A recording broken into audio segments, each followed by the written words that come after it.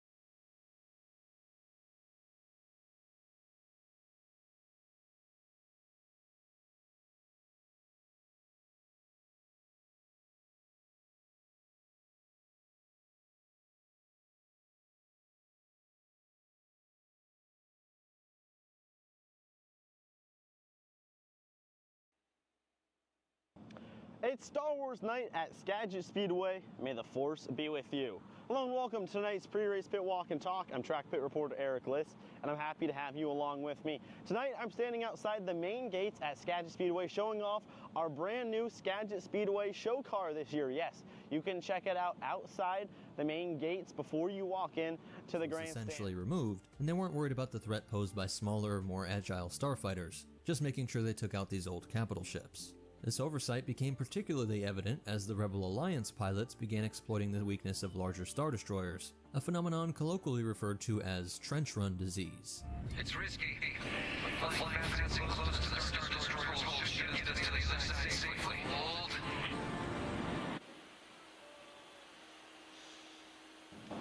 It's Star Wars night at Skagit Speedway. May the Force be with you. Hello, welcome to tonight's pre-race pit walk and talk. I'm track pit reporter Eric Liss, and I'm happy to have you along with me. Tonight I'm standing outside the main gates at Skagit Speedway showing off our brand new Skagit Speedway show car this year. Yes, you can check it out outside the main gates before you walk in to the grandstand. Tonight it'll be 360 sprint cars like the sprint car behind me, Hornets, and the INCA modifieds. The 360 sprint cars and the Hornets making the 2025 Skagit Speedway season debut. With that, let's take a look at tonight's order of events. 5:45 gets us in the wheel pack, with 360 hot laps and 360 qualifying to follow. Modified hot laps next, and then Hornet hot laps, and no group qualifying tonight. Opening ceremony 7 o'clock, leads into heat race starting out with the 360 heats, followed by the mods and the Hornets. We'll run B-mains tonight as necessary. Those will go 12 laps from the modifieds and 360s alike. Leads us then straight into tonight's A-mains. 25 laps, 25 minutes for the modifieds, 360s will go second, 30 laps uninterrupted action, and the Hornets round us out with 20 laps or 20 minutes. So check out the show car on your way in. Let's go check out the race cars out back. Well, we've made it down to the pit area here at Skagit Speedway, race number 2 of the 2025 race season. It's here. 360s, Hornets, and INCA modifieds. The first time this year, 360s and Hornets get their shot at Skagit Speedway. We're starting more at the southern end of the pit area, and the first car we see, Jeff Westergaard.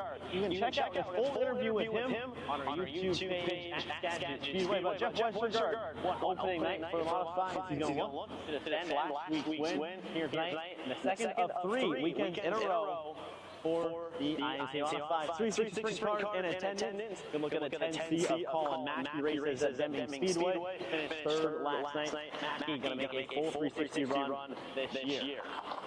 Continue to walk along. Hornets get too farther down the pit area. Robbie Price racing a 410. He's got his 360 here this weekend. Watch for 21P. New colors for the 29K of Levi Kuntz. Got his 360 out here at Skagit Speedway. Trey Starks won the 2024 Driver Championship. Jesse Schlottfeld was second, and Cam Smith in the 17 finished third.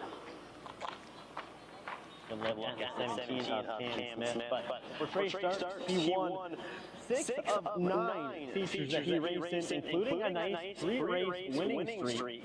The 55, he got it on opening night in the 410, and he do it again tonight in the 360. Also going to look at last night's winner at Deming Speedway, Levi Hillier. Now, he's been hot to start the year, has 2 wins in 3 races this year, 1 at Grace Harbor Raceway and 1 at Cottage Grove Speedway. Good look at the Rudy Racing 26. Levi Clapp was in a 410. He's got his own 77 360 out here tonight. Move down the line farther, another look at all the modifieds. Check out on the YouTube, coming up soon, a full interview with Adam Holtrup, driver number 71 modified. So keep your eyes peeled for that one. A lot of driver interviews and team interviews coming the way on the Skagit Speedway YouTube.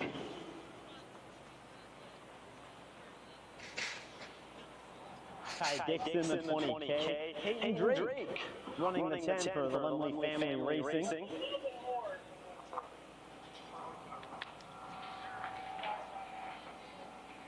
Justin Gary, 51. So a cool story here in the Hornets, the V8 Battle Wagon, you should know my Steve Peters. This year is going to be driven by Pete Jensen. Now, a really historic background. He's 81, will turn 82 this year. He was in Vietnam in 1967. He drove his first race car Evergreen in 1968. He's been racing for 56 years. He's raced a car in 7 different decades. His workout, 300 to 500 yards swimming, and then goes and lifts weights, and his last career win was in 2023 at Evergreen in a Hornet. So a really historic racing career for Pete Jensen in the V8 Battle Wagon. Lydia competed last week with a 410. He's brought his 360 out to compete tonight. Same with JC Solold, right next to him as well. And of course, the Hornets. Now, Brian Michelson won the driver championship, not here racing tonight, so will not be able to defend his championship attempt. Wyatt Covert finished second. He's also not here tonight, so both of them at least not able to defend their title tonight. Colin Sims finished third. Sims had 1 win, 3 top 5s, and 5 top 10s, but the class that really was dominated by Michelson had 4 wins, 6 top 5s. Wyatt Covert now didn't get a win. 7 top 5, 7 top 10s, but again, Michelson and Covert both not here tonight. But a good turnout of Hornets here at Skagit Speedway. 360 IMCA modified and Hornets. Night number 2, Star Wars night. May the Force be with you here at Skagit Speedway.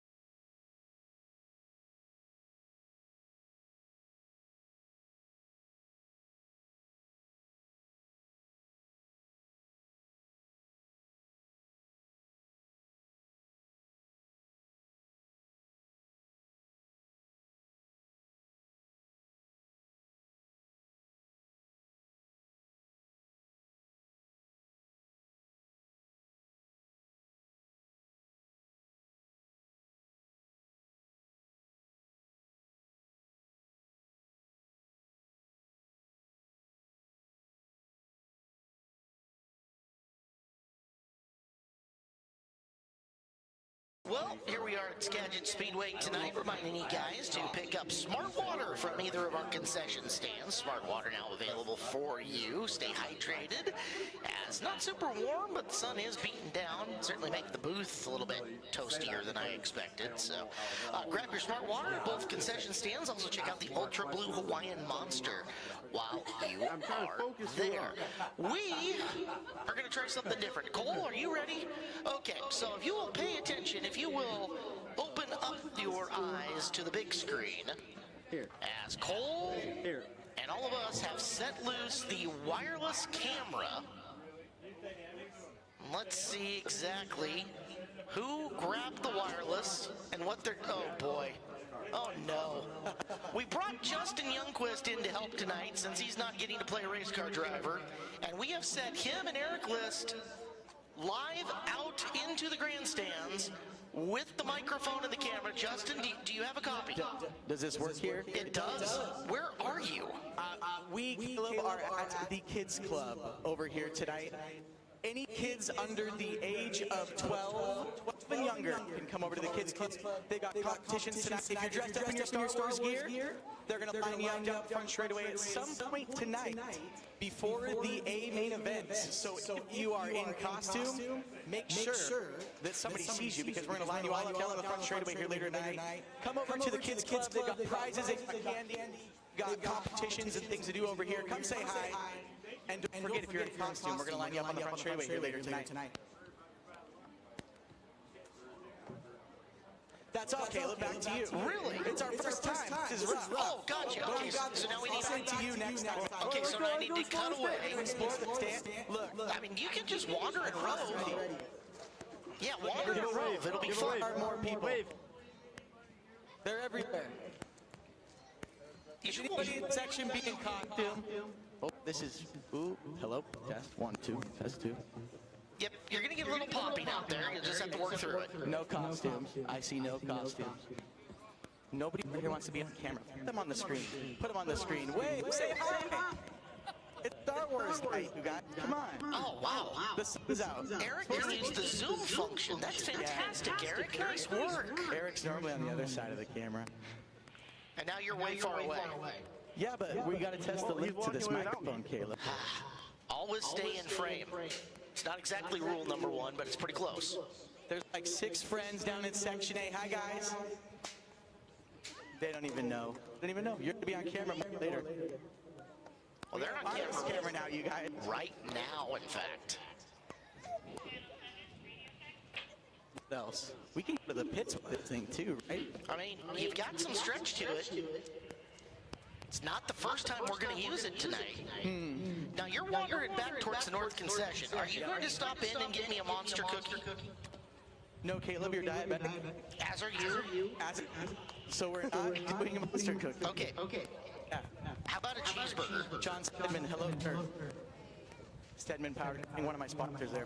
Mel Decker, we're not putting the mic in front of your face. I'm sorry. We have to keep moving. Hey, how are you? All right, so now you're wandering down here in front of the Corona Beach Beer Garden. And right about in front of the Jim Raper Memorial Grandstand section. How are you? How's it going, sir? Doing good. All right, did you get any beer yet? Yeah, I did. I've got to get one here in a second. Excellent. Perfect. Stay hydrated. We weren't expecting the sun to be out this week, so, like, you know, people didn't hydrate properly. Hi, guys. How are you? Good. Did you go to the kids club yet? Okay, you got to do that. There's prizes, there's candy and stuff. Okay. Excuse me. Sorry. Hello. Sorry. Yep.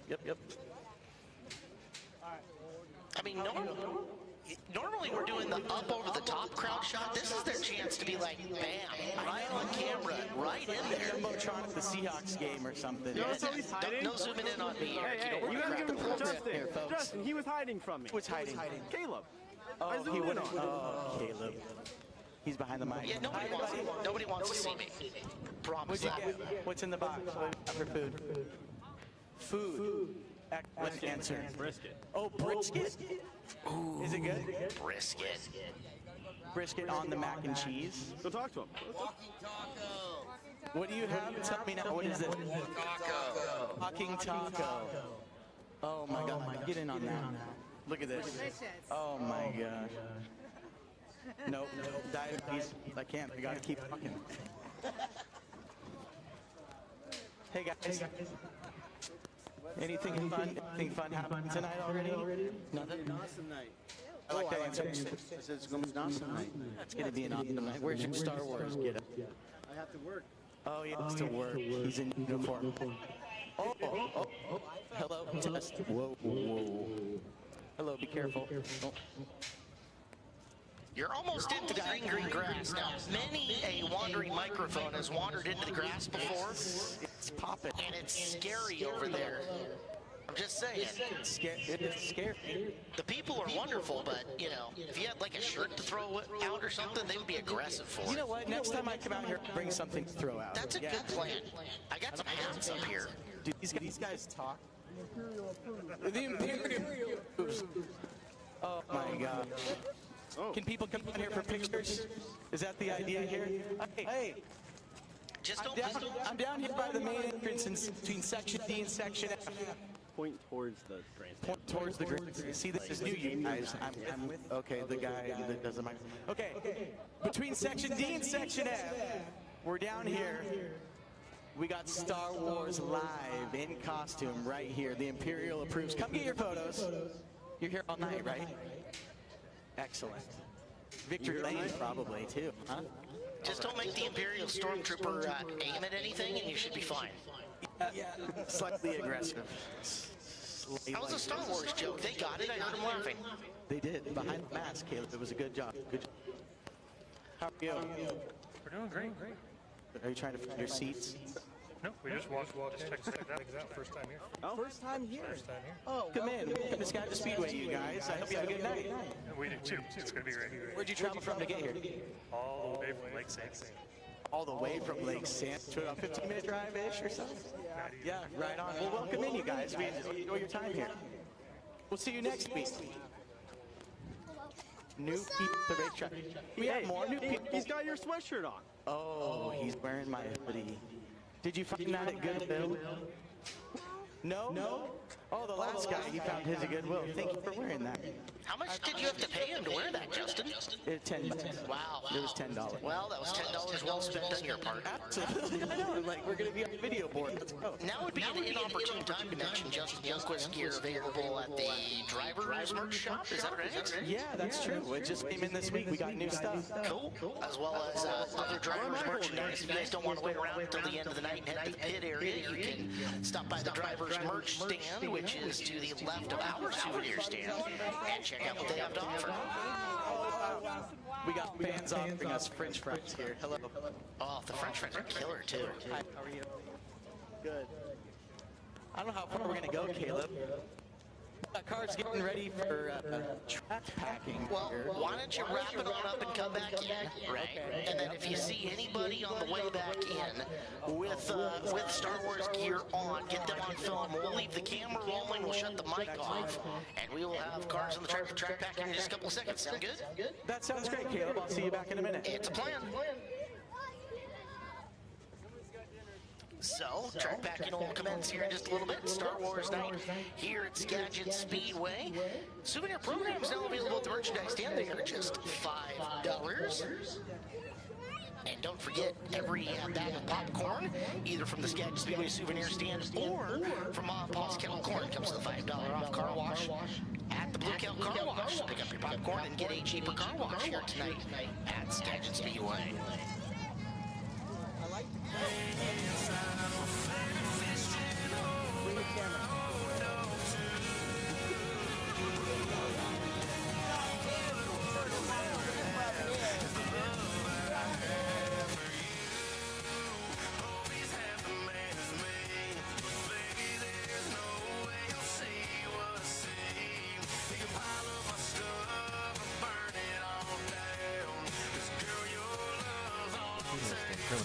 And it's still free.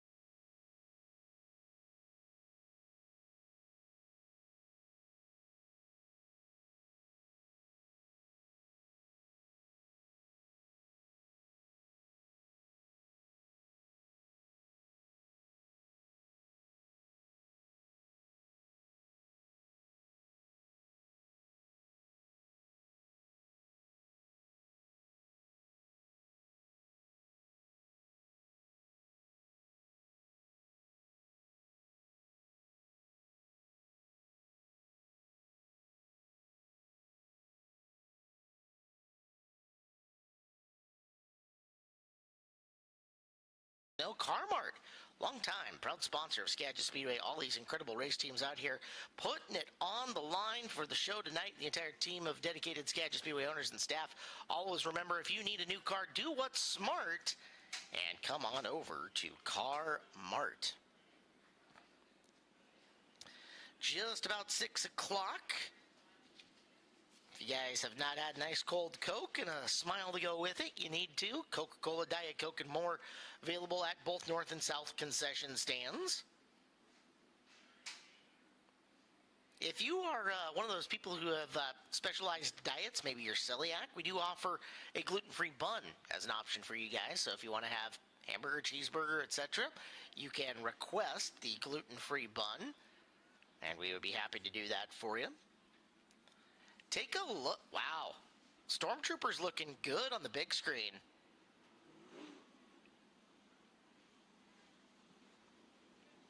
They're looking almost as fierce as the 360s hitting the racetrack.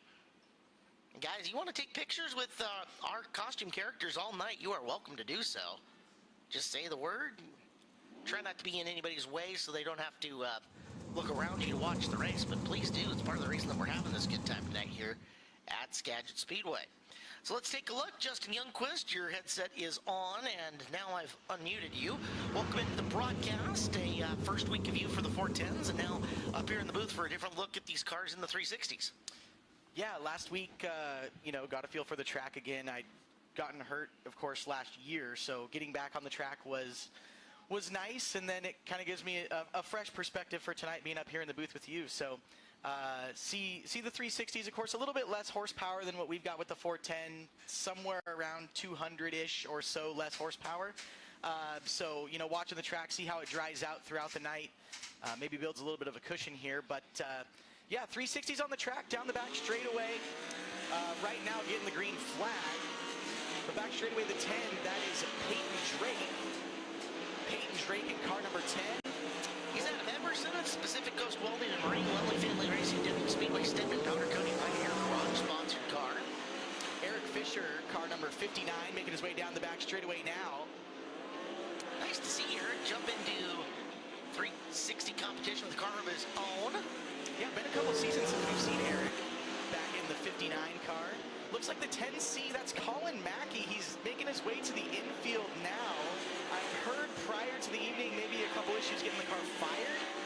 We'll get some more information on that, but Colin Mackey makes his way in the 10C to the infield.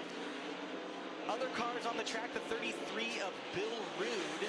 0 on the screen now, that is Ashley Johnson, are your cars in this session. Elite Transportation, Cascade Materials, Nordic Temperature Control, Primac Electric on the Johnson car. The track really still has a lot of moisture in it, a little bit slimy, really, especially you'll feel that coming off the corner. Your fastest car so far, though, the 59, is Eric Fisher there on your screen now. Second quick is Ashley Johnson, Bill Rude third, Peyton Drake fourth, and Colin Mackey, of course, not ending that session. You see the crew down there around the rear of the car, maybe trying to take a peek at what's going on. You're going to see cars head to the infield. Each hot lap session that makes their way out, they'll go to their designated spot. That's the order that they will qualify. So here after our hot lap sessions, you'll see cars line up there on the concrete pad on the infield and get lined up. You see the 10C there, shot from the infield, the crew taking a peek at it. I know Eric List may have some more information from what was going on with that machine. We'll see if they're able to get it back out for qualifying here. Track, though, really still a lot of moisture in it. I mean, the fastest lap we saw there, 12:5:45.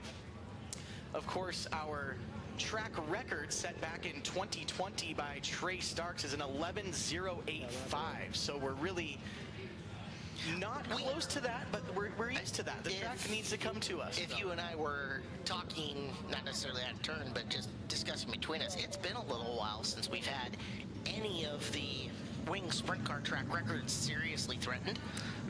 You look at it, we've had guys within like 2/10. Yeah. But that's on perfect condition night, introduced sticky racetrack, heavy air so that the motors are breathing right.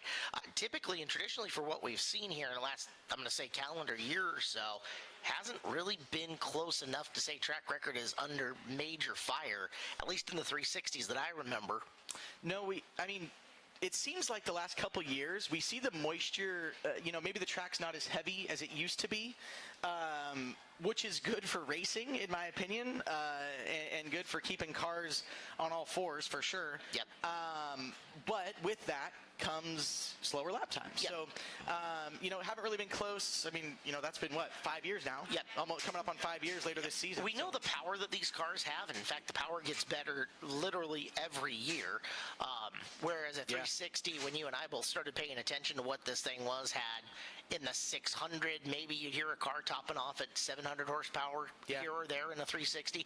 Now, if you're not over 700, you're behind the 8 ball, much less what some of these guys are pushing into the 780s, 790s. It's ridiculous. I haven't heard of an 800 horsepower 360 yet, but I can't imagine it's too far off. It's being built. It's being developed somewhere across the country. But normally, your low to mid 700 horsepower range-ish in a 360. 730 seems to be a common number that we hear thrown around. So looks like this session we're going to go green. We've got the 91 of Chase Getz, the 66 of Tanner Holm, 20K of Kai Dixon, 17 of Cam Smith, and the 8R, the Roots Machine. That is Richard Bailey out of Montana joining us in the Roots Machine.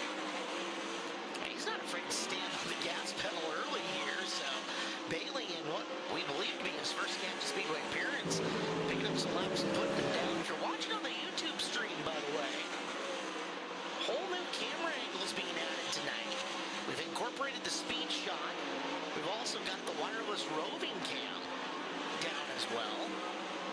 So, trying to give you guys a couple of new looks, and also if you're in the grandstands watching the big board, you can grab a glimpse of that every once in a while, too. As Tanner Holm of the Wing Down Driving Experience 66 got the fastest lap so far. Yeah, looks like Kai Dixon now even hops him to go even a little bit quicker. 12.202, the quickest lap out of hot laps so far. Holm not far off, 12.256. Dixon looking really nice and smooth in that 20K machine. So we'll see. They take the checkered flag now. Cam Smith there in third, 91 gets in fourth. So as we expected, cars in the second session, the track's coming to us, getting a little bit quicker as we go. So we have a lot of fast cars still yet to come, Caleb. We're going to get a better idea of what maybe the track's going to have. Most everybody really just running the middle. Sometimes you see these guys will enter a little bit higher where they can enter, especially in turn 3, they'll enter higher and kind of drive down across the corner. Looking to me like you're probably going to be right on that color change. You see kind of the lighter color, the groove where they're driving. Unless, you get Robbie Price, Trey Stark, some of these fast cars. I mean, we still have Thornhill and everybody else to go.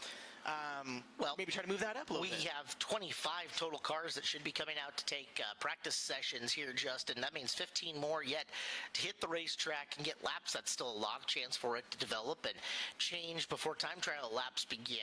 And again, naturally just been a little bit drier as the nights have started out. That makes it more malleable and easier to change as the night goes on. One of the things that I had heard way back in the day is, you'd almost put more water into it. You can't get water you've put in out of it, so. Well, and that's like we saw the water truck out there about during the driver's meeting. So what, 5:15 or so? Just trying to get some more moisture in the track. The wind coming across, you can see the flags at the top of the grandstands, the Hoosier flags and the checkered flags.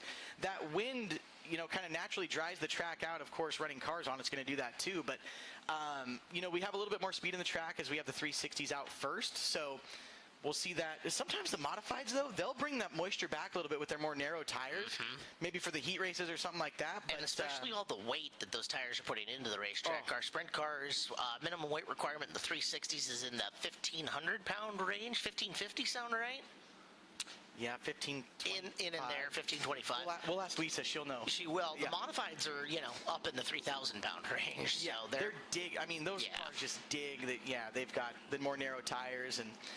We got more fast cars on the track. Caleb, the 19, Colby Thornhill making his way down the front straightaway. What an opening night it was for Colby that ended prematurely for what he wanted it to do. But that 9 to 3rd run, 9 to 2nd almost, before racing deal on the back straightaway with Jason Solwald. And I don't know that those two have kissed and made up yet. So well, remember, I was up here last year with you, and there was a bit of a scuffle in a 360 race last season, and now we're starting with the 410 this year. Of course, last week was the 410 race with them. you know, finding each other on the racetrack, we'll say. But we'll be interested to see what happens tonight. Robbie Price out there. Both Thornhill and Price have multiple races under their belt this season. Not here at Skagit per se. Both ran 410 last week, but have races across the country already. Levi Klatt and Brody Ferguson all out there in this session as well with the 33 of Colton Heath. All of your cars here in session number 3. As Klatt is off the gas. Ferguson was catching up to him quick. Klatt's going to pull down to the infield and draw the caution.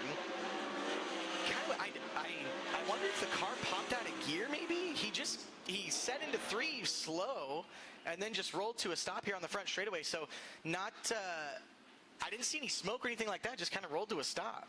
Levi in his own operation in the 360. We saw him in 410 competition last weekend. He is a Sportsman Sprint Car Track champion here at the track. He is also a feature winner, as he does have a 360 win under his belt, but unfortunately for Levi, things go awry for him early. Well, actually, that wasn't that season. Him and Eric Fisher were back and oh my gosh, watching those two go at it was so fun to watch. Levi just ripping the boards. I mean, Eric's not afraid to put the car wherever it needs to be, but now we get them both here tonight in the 360. It's actually we've got a trio of talented Levis that we typically see in 360s. Klatt and of course Levi Hillier. We'll talk about him ad nauseum a little bit later. Also, Levi Kuntz is the third of the Levis in the trio. He'll come out last tonight for time trials. We had a chance to talk about Levi, who's been a feature winner at the Grace Harbor Raceway and is still looking for his first 360 win here at Skagit Speedway.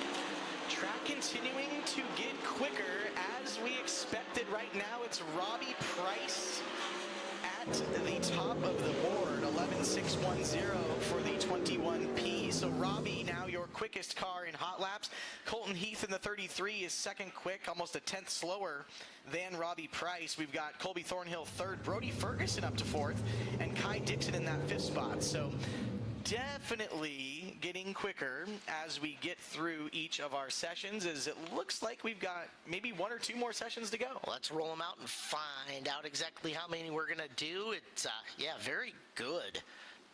Hot lap run there for Brody Ferguson, who jumped up, joined the 410s last week, and showed that in his 360 he had car control. So give him a actual gun in a gunfight as opposed to a knife, right? Give him a blaster instead of a light. Yeah, give him a blaster in a blaster fight instead of a lightsaber, and should be fine. Good Star Wars reference. You are welcome. We're so proud of that. So long as you don't, you know. So long as you don't fight like Darth Maul and get cut in half in the lightsaber fight. I should probably watch Star Wars. You haven't? No, I went to one of them. All right, I went to one? Mm-hmm. Which one? Rogue One. That's a good choice. That was a good movie. Yeah, it really wasn't bad. It's like the Marvel movies, you know, you're like, oh, that might not be my cup of tea. And then you watch it, you're like, oh, that's pretty good. Right. Or it is your cup of tea like me. That's right. Yeah. I could talk Star Wars if I really got into it, I'm sure. All right. We'll work on that. So, Caleb, today I asked AI who was going to win at Skagit Speedway. I'm not even joking. I asked. And it said the 55 of Trey Starks was the top pick. Well, you look at it. Since 2012, he has the second most 360 wins of anybody here in the building. Problem is that the guy who is 5 wins ahead of him is also here and competing tonight. Trey has 20 feature wins since 2012. He's our reigning track champion in the class, only trailing the multiple-time track champion Colton Heath, who has 25 of them. Colton's name was on the list. Yes. Okay, so I'm not going to discount that, but AI said Trey Starks was the favorite. So he's out on the track right now, car number 55. Behind him, the 51, that is Dustin Gehring. The 1M, that is Mike Brown from Kenai, Alaska. The 18 is Jason Solwald, and the 26 is Levi Hillier. Out here for this hot lap session. One more still to go after this, as Solwald goes to the top, 11.584. Starks second, Price still there in third. Still got a couple more laps here for these guys to get the groove worked in. Stark's going to come across the line. We'll see if he can go to the top, and he does. 11.577. Hillier now second, Solwald third. Each time these guys go by, they're all shuffling, so hard to keep track. But Stark's now to the top in hot laps. As we wrap up this third set, fourth said, whatever we're on, we have a lot of cars here tonight. Checkered flag is out, and unofficially Trey Starks gets the quickest lap in time trial or in hot laps tonight. Hillier 2, Solwald 3, Price 4, and Heath 5 with Thornhill 6. Imagine if that's the first start in 3 rows of tonight's main event. That would be an absolute barn burner. I'm used to seeing Trey like a tenth or two faster than anyone else, but you know, he ran 11.550, 11.583 was Hillier's lap, and then 11.584 was Solwald. So Solwald and Hillier almost identical laps, with Starks, of course, leading them, but they're all right there. You throw a blanket over them, and they'd all be under it. So, well, our next step is to find out where they're all going to sort out for time trials. Although we've got 4 more cars to come out to the racetrack and grab laps, so we're not done yet. Just get a look at a few of them already lined up and staged for time ins, but I saw 4 top wings out the back that still need to come to the racetrack and get their laps in. So we'll let them out, we'll push them, and find out where our final competitors will come in. We mentioned that there are feature winners in the field from around the Northwest this year. First 360 race of the season was actually down at Grace Harbor, where Levi Hillier picked up the opening night win. Then last weekend, 360s went down to Cottage Grove Speedway, where Hillier won on the opening night and Colton Heath won on night number 2. So those two coming in with momentum in the big car. Hillier coming in with momentum, period, after winning last night in the 600s at Deming Speedway, his second victory of the year up there. yeah, a lot of laps. You know, I know this is only the second week we've been racing at Skagit this year, and the first week for the 360s. But like you said, Grays Harbor, Cottage Grove, you had Thornhill, Colby Thornhill, and Robbie Price that have been down racing out of state. So a lot of laps these guys have been getting, knocking the rust off and making sure that they're ready, because these guys want to win the overall points championship here. You want to have your name on that list. If you walk back behind by our main concession stand here, you'll see the list of our champions and last year's champions, and you know those guys want their name etched in the history books of Skagit Speedway. So it's also a very healthy points fund check if you put that on. That percent justifies a lot of the needs to come out and try to do it. Yes, it does. So as you get a look on the racetrack, that is the third of our Levi's. Levi Kuntz from Carnation, Washington. He will be ripping laps of the 29K. You've also got on Speedway the 21, Jesse Schleitfeld, you alluded to him getting some laps down in Cottage Grove before coming back and running the 410 tonight. We've got one slowing with some smoke trail behind him. That's Axel Audman 7-0. Audman is stopped on the back straightaway underneath the About Plumbing. Well done. We're just nosing right into the RPM performance sign. Soon to be the Hoosier Racing Tire sign, and you know, on down the line. Yeah, he's getting there. We're just plugging them all. Audman brought the 410 out last week. This week, excited to get back behind the 360, but problems early. As you can see, he's popped the visor, and we'll take it into the pit area on the back of the push vehicle. Yeah, we'll see if we got that wireless cam down in the infield. We may be able to get a closer look at what's going on over there. Possibly, maybe, we'll see, but still have Dan Martin out here, Luke Tidiak in the 9A. As you said, Jesse Schlottfeld and Levi Kuntz in 29K. Tim Martin. Who did I say? Dan Martin. Oh, our former gate team's boss. Yes, he's on. Yeah, okay. Yes. Yeah, sorry, Tim. I apologize. Yes, Tim Martin's going to spend most of the year with us here. He is from down south, so he'll pick up the local races where he can, and then when we have 360s on the card, he's planning to be here, is what I understand. So, see a lot of Tim this year. As you get a look, good looking new scheme for the 9A of Luke Didiak. And he'll end up 8th quick on the chart at 11.874. So Didiak with pretty good lap. Schlottfeld to the top of the charts at 11.505 in the 21 car. Starks, Hillier, Solwald, and Price, as that should do it. Breathe, take a breath. Let you guys know that built in 1962 in anticipation of the World's Fair in Seattle, the Kokusa Motel is still owned by the same family. Wes Kuntz was the original builder. He drove the car number 100 here at Skagit Speedway back in the 60s and eventually shortened that up to car number 1. His daughter Sandy Kuntz, proud to support the Speedways, worked with new management, including Teresa Lundvall, the last 5.5 years to renovate and refurbish the 63-room Motor Inn. Check it out. It is right off I-5 in Burlington. The Kokusa Motel welcoming race fans to stay and take advantage of the 30% discount that is provided.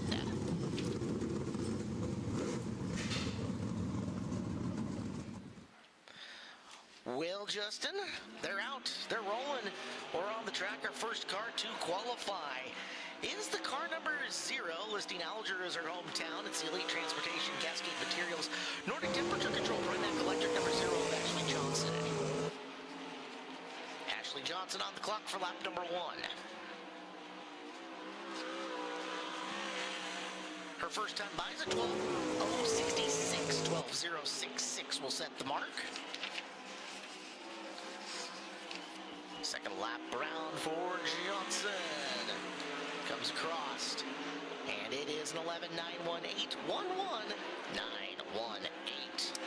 Next car out on the racetrack is car number 33. This is Bill Rude. Bill Rude in car number 33 from Mount Vernon, Washington in his XXX chassis and Shark Racing engine. Sponsored by Skagit Roofing, Ziptune, Keystone Building Services, Sign Pro, Northwest Auto Body, and Mel Decker Racing. Bill's first lap is an 11:923. 11:923. You're looking for just a little bit more to get to the top of the board here. And his second lap is an 11:989, so he will sit second quick out of 2 so far in 360 qualifying.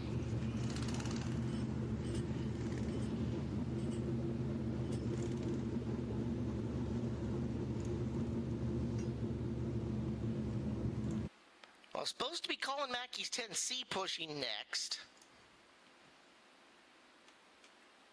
You see him sitting and staging. I don't know what the pause is for, but we did see him pull in Caleb in hot laps. We'll see if they can get this car up to speed for qualifying. We're going to find out here in just a second. Well, it's fired, so we'll watch and see what it does from here. Colin Mackey next out.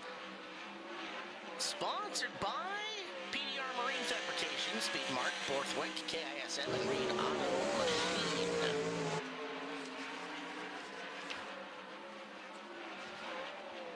The car sounds okay, Caleb. It doesn't look too bad. Lap number 1.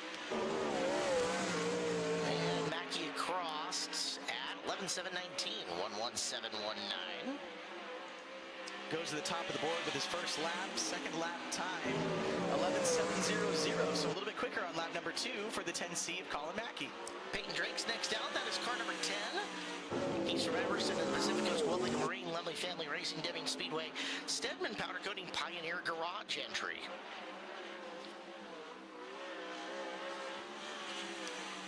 First lap for Peyton Drake's at 12:260. 12:260 for the Brock Lemley-owned number 10. Right around the middle of the track on that color change. Lap number 2, 12:145. 12:145. Better on lap number 2 for Peyton Drake. The familiar 59, the former track champion out of Mount Vernon in the Cavalli Construction Shark Racing Engines car. It's Eric Fisher. It's interesting seeing some of these guys just kind of roll through the middle. To me, I feel like it'd be better to try to enter on that color change and maybe drive down across it, but Eric's got a lot of laps. Yeah, anyway, 11:577 quick time on lap 1. Lap 2 slower at 11:653. Next car out on the track is the 17 in the QuickTime Espresso QuickTime Transport car from Mill Creek. This is Cam Smith. Cam Smith also sponsored by Linden's Restoration and Fab and DC Signs. First lap for Cam Smith. We'll go third quick, 11:710. 11:710. Second lap time for Smith. He'll go second quick, 11:596. Better on lap number 2 for Smith. Tanner Holm with us in the Wingdown Driving Experience number 66 car. Wingdown and Speedmark. Race Reading Foundation, Johansson Mechanical and Shark Racing Engines, all supporting Tanner's efforts. First time by for Holm, 11:649. That's third fastest so far, 11:649. Lap number 2, what's it look like?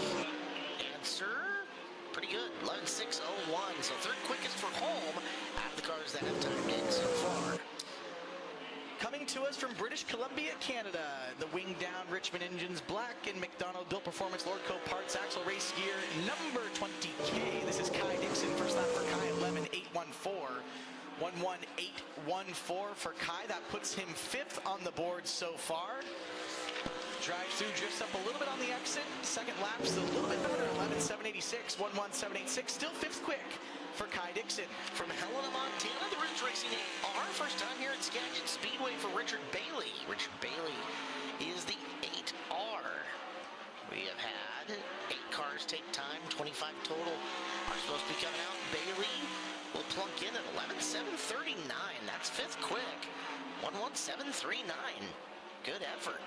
I know my dad sees a lot of him over there running the ASCS Frontier region in Montana, so definitely a quick car out and quick driver too, up to 4th quick, 11.658 for Richard Bailey. Nice run for him as we move on. It is the former track champion in the 91, Chase Getz on Raceway. Great Western Transport, Pacific Performance Coatings, First Line Systems, Newman Racing listed on his sponsors. I'm sure he'd want to say special thanks to his wife. I'm sure of that. Maybe. Lap 1, 6th quickest, 11.716, 11716. And gets lap number 2, 11.727, 11727. Next car on the racetrack in the 21P from Collow Hill, British Columbia, the Saratoga Motorsports Park, Shark Racing Engines, Malahat Auto Wrecking, Grinders Automotive and Marine, Cow Creek Mining. Sponsored car, it's Robbie Price. First lap time for Robbie is 11.530, 11530. That goes quick time for the 21P. Looking for more on lap 2. Almost an identical lap, 11.533. So Robbie Price is now your quickest qualifier so far. After 11 cars have taken time. 0.04 of a second faster than Fisher, 0.047. As this is supposed to be Levi Klatt coming out next. We saw Klatt roll to a stop on the front straightaway earlier. See a gap in cars here that's unusual for qualifying. Yep, you look at it, and Levi is not in staging, so I think we can...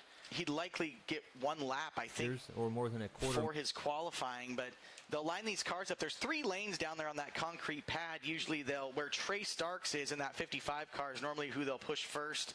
Car in the middle, and then Solwald would be the 3rd one to go, but we've got to get some cars staged before we can do that. We do get a chance to run a car, run one of the quads or carts back across and into the infield. It should be the 19 of Colby Thornhill next if Klatt cannot make the call. Right now your top 5, Robbie Price, Eric Fisher, Cam Smith, Tanner Holm, and Richard Bailey, with more to come. We are 12 in, 13 to go, depending on the status of Levi. It looks like they're going to try. Hey, there he is. Yep. Okay, so we will get a chance to see Klatt go through. Langley, British Columbia driver. Sponsored by Chilliwack Ford, Race Car Creative, Orca Auto Sales, Capstone Plastering, Cogswell Cogs. Ready, aim, fire. Let's see what Levi can do. Yeah, we're seeing a lot of these guys run that kind of middle bottom groove. There is some grip on the bottom. You can see the darker kind of dirt there, especially in 3 and 4. There's a little strip that's getting kind of used out where people's right rears are running through, and then looks to me like more grip up above it, but you don't really see a lot of guys using it. So Klatt kind of pacing around here. We will see what he decides to do. They're waving the green flag, so this lap will be timed. And he's got the hand out the cockpit. You can see that. I wonder if he's just going to take her with a right-hand turn. He absolutely is. Okay. So no time for Klatt. What that means, the next car on the track comes to us from Enumclaw, Washington. Car number 19, sponsored by BME Enterprises, Missile Motorsports, Extreme Graphics, and PGH Excavating. This is Colby Thornhill. Colby Thornhill in car number 19, taking the green for lap number 1. So how about this, Justin? There are 6 different drivers who have 2 feature wins in 360 action since 2012. Colby is one of them. The other 5 on the list, and we'll tell you who they are after looking at Colby goes second quick at 11:5:44 are you, J.J. Hinkle, Blake Hahn, Evan Margison, and Shane Stewart. That's a pretty good crew. Colby's pretty good right now, 11:475. He now is your quickest qualifier. Beat Roddy Price out in car number 19. Yeah, that's a pretty stout list there, Caleb. Yeah, no kidding. The 33 on the track now is Colton Heath from Marysville, Washington in the XXX chassis. Mount Baker Landscaping, Brent Rents Premium Services, Mount Baker Trucking, and of course, Shark Racing Engines. Colton is third quick right now, 11:550, 11:550. Coming to the checker, looking for more, 11:443. Goes to the top for the 33 of Colton Heath. Next out, it is the Shaylin Ray Motorsports Blue Cow Car Wash. RPM Performance Car Mart USA, Doyle Guffey's Riley Auto Sales number 18, Jason Solwald on track. Solwald cruising, and he is, to steal a line from Chase Rodman, to the top. Number 1 at 11:362. 1:1362. Solwald looking for an even better lap of the second time by. Doesn't get it at 11:7:10. As if it wasn't fast enough already. Let's bring out the reigning track champion, Trace Starks, out of Puyallup, TNC Concepts, Starks Race, Nail Driveline, Newland Bar Service, Belby Fabrication and Truck Repair, and his wife, Allie. First time by for Trey, second quick at 11:404.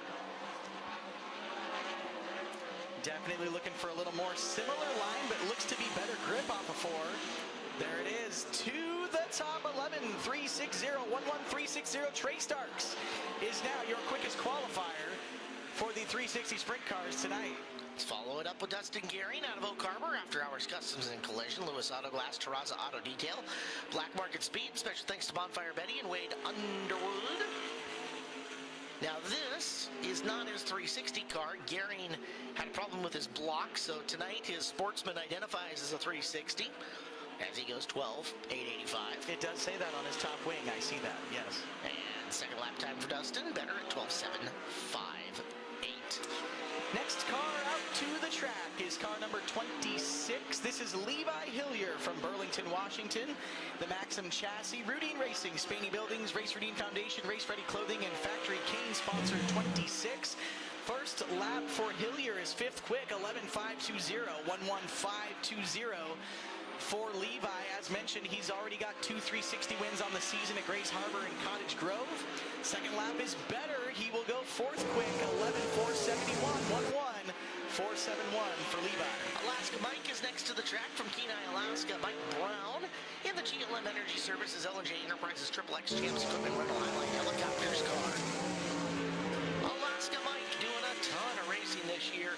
11:699 is 11th on the field. Boy, this top of the group got real tight in a hurry.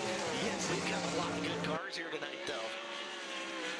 And Mike's second time by, 11:759, 11:759. Test your memory. It is Tim Martin in car number 51. Martin, the 51M, as it is scored.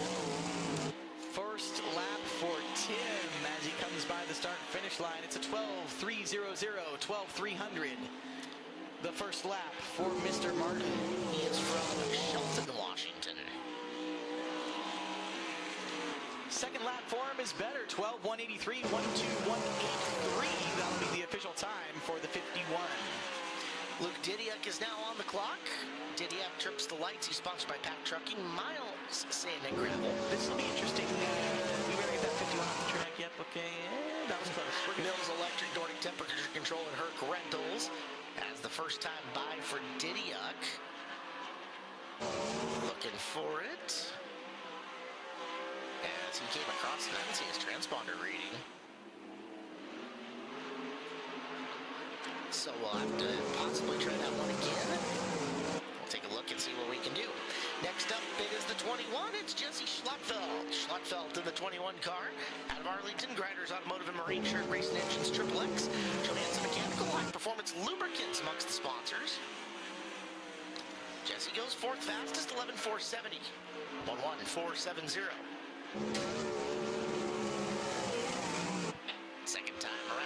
Schlottfeld. 11.405. That's third quick. Jesse Reddy putting down a great lap at 11.405. Looks to be our last car out to qualify is the 29K from Carnation, Washington. Sponsored by Leon 292, George Anderson Company, Stillwater Trucking, Looker, and Bighorn Excavating. It's Levi Kuntz. First lap for Levi, 11.889, 11.889. That puts him 17th quick. And second lap time for him is 11.903, so he will be 17th overall. As it looks like your quick time of the night for the 360s will be the 55 of Trey Starks. No surprise there, 11.360 for Trey. Second quick is Jason Solwald, 11.362. Third quick was the 21 of Jesse Schlottfeld, 11.405. Colton Heath, fourth quick, and Levi Hillier rounding out your top five. Thornhill, Price, Fisher, Cam Smith, and Tanner Holm, 6 through 10. Richard Bailey, Luke Didiak, Mike Brown, Colin Mackey, Chase Getz, 11 through 15. Followed by the rest of the field. So Trey Starks back to doing Trey Starks things in the 360 class, Caleb. Quick, I'm shocked. Well done for him. All right, we're going to take a second, get out of the blistering sunshine that is here in our announce tower for just a minute. We're going to hand things over to Mr. Eric List, the third member of the broadcast, but by no means third in our hearts. We'll give him a headset and take over. It is time for the IMCA Racing Modifieds. Eric, all yours.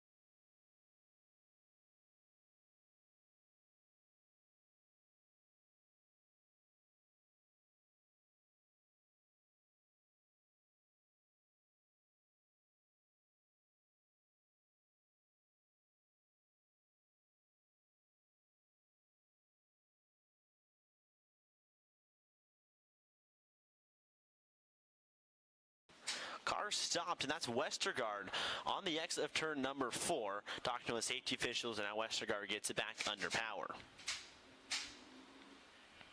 Westergaard, the Rookie of the Year and the track champion last year, won on opening night and is going to look to go back-to-back in the second of 3 nights in a row that we have the IMCA Modifieds here at Skagit Speedway. Get group number 2 out on the track. Another set of 7 cars, or it should be anyways. We'll get them as they come across the timing and scoring loop to you. 57 rolling into turns 1 and 2. That's James Bundy, and right behind him, the 16. That's Rory Smith. So Bundy and Smith, the 57 and 16. Alan Grimley, the 25G. Ben Malmstad, the 47. And Jeff Morris, the 52. Kevin Smith, the 7K out there as well. The 15, Cole Logan.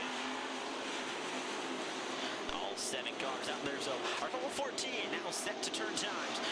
And on lap session number 2.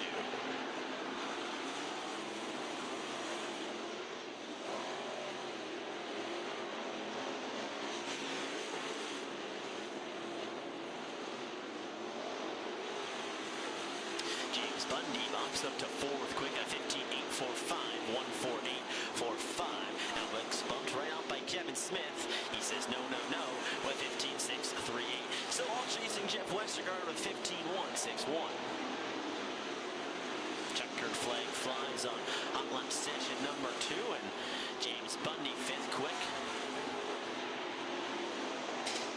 Gunderson quick up to 2nd, but here's James Bundy going back up to 2nd, 15.411, 154.11. So Jeff Westergaard quickest through 2 sets, and the only 2 sets of IMCA modified hot laps here at Skagit Speedway with a 15.161. James Bundy goes 2nd quick and quickest of group number 2 at a 15.411. Jeff Morris 3rd, Ben Gunderson 4th, and Adam Holtrup rounds out the top 5.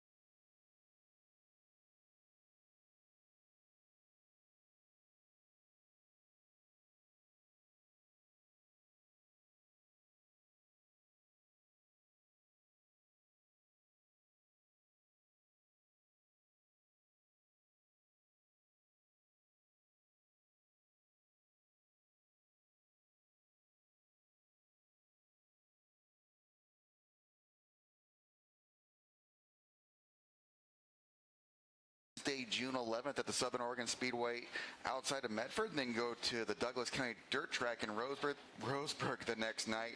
Cottage Grove on Friday the 13th, Willamette Speedway near Salem on Saturday the 14th, Grays Harbor Raceway on Sunday, June 15th, and then a few days off, and we're here for Dirt Cup here. But yeah, exciting month of racing coming up here for the Northwest here. Now, if I remember correctly, you're coming back in a couple of weeks or so, what, 23rd, 24th range? Yeah, so, I'll be coming back Memorial Weekend there, doing the K-Box Classic for the Northwest Focus Midgets at Deming Speedway, and then come hang out here for the John Carroll Classic next night. We'll get your notes together. We will talk 410 sprint cars in California and coming up to Dirt Cup at the time.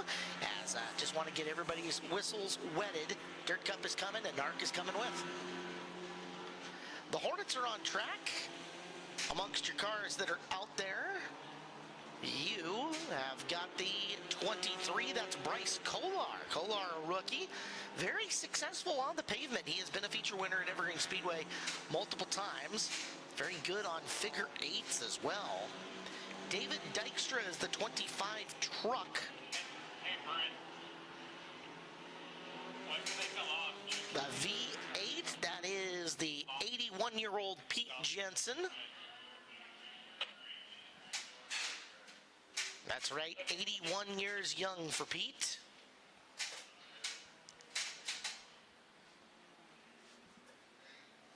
Get a look at the other cars out there. The 66X, that's Leanne King. Subaru Scott Henry in the 22.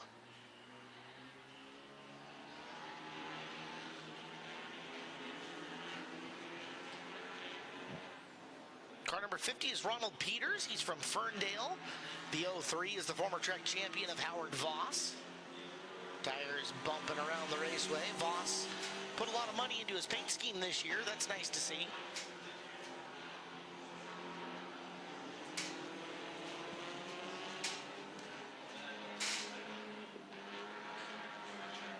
Well, paint and decals never made the car go faster, so foolish me for saying anything. There's Dykstra in the 25 truck out of Everson, Washington. Jensen at 82 years young. Doesn't look like he's got the day pass from the retirement home. He's actually quite spry. Racetrack kind of fast. Not bad.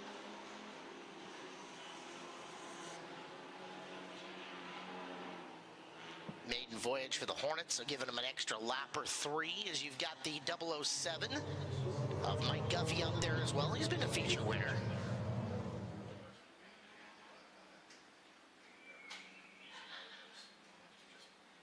So first session done. And we'll get a look at Group 2 in just a minute. Fastest car of Session 1 appeared to be the 22 of Henry.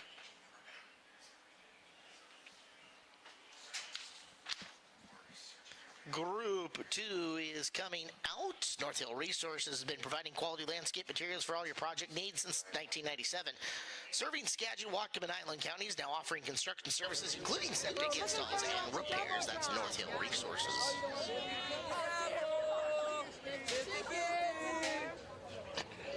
Smile, guys, you're on the big screen. That's right.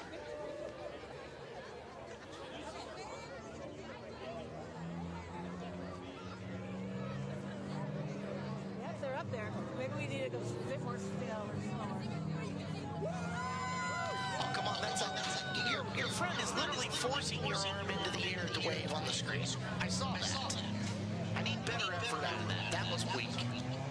Weak. There we go. Nice thumbs up. I'm into it. Oh, you can wave better than that. There you go. Thank you. That guy's got a full hoodie on in the middle of the afternoon. I don't know why. Is it cold out there or something? Hello, Jerry. Hello, Kim. Well, Hornets on track. Hot lap session number 2. We continue to wander through the grandstands.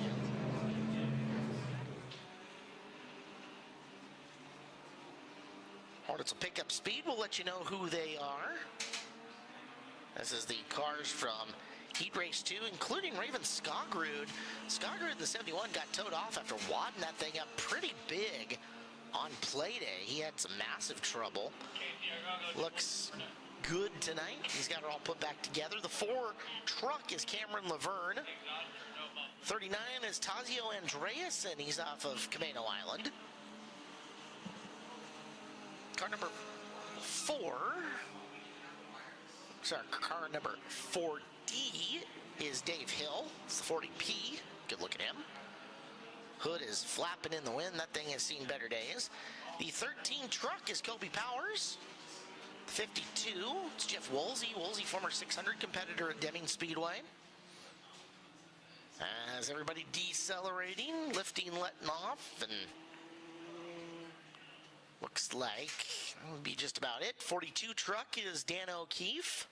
4 trucks in the field tonight of our 19 competitors. Nice to see.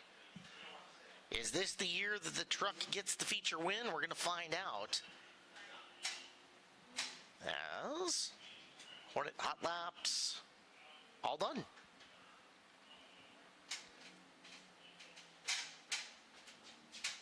Also on Raceway, the 15 of Colin Sims and the 10K of Braxton Hausman.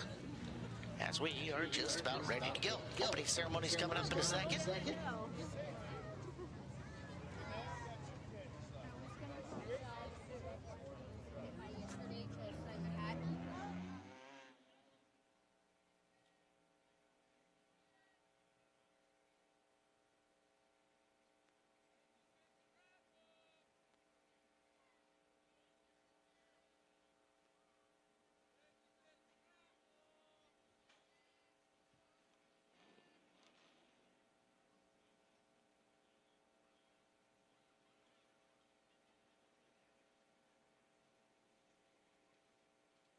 Well, race fans, opening ceremony is about 7 minutes away.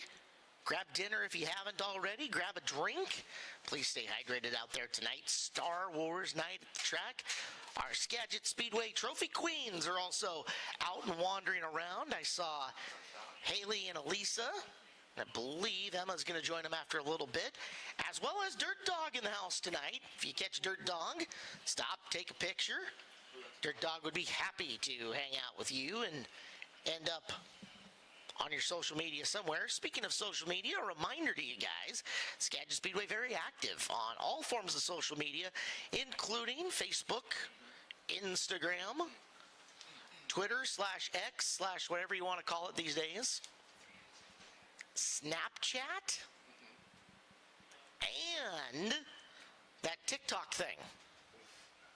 Yeah, I know nothing about that TikTok thing, but apparently we're on it, so have at her, have fun, do all of it. Tag us at Skagit Speedway. We want to see where you're having a good time from tonight and what your experience looks like from the grandstands here on Star Wars night at Skagit Speedway. Action RV, your family-owned and operated RV repair facility, offering mobile service to your location and service at the shop. Come meet with the friendly folks at Action RV.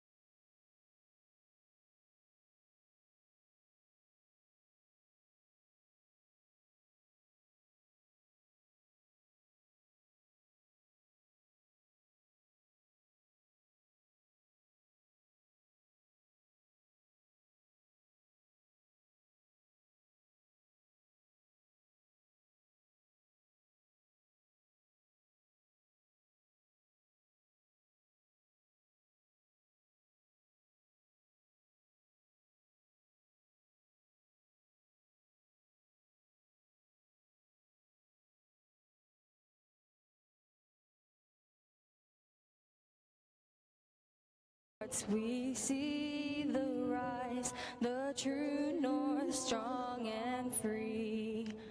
From far and wide, oh Canada, we stand on guard for thee. God keep our land glorious and free. Oh Canada, we stand on guard for thee. Oh Canada, we stand on guard for thee.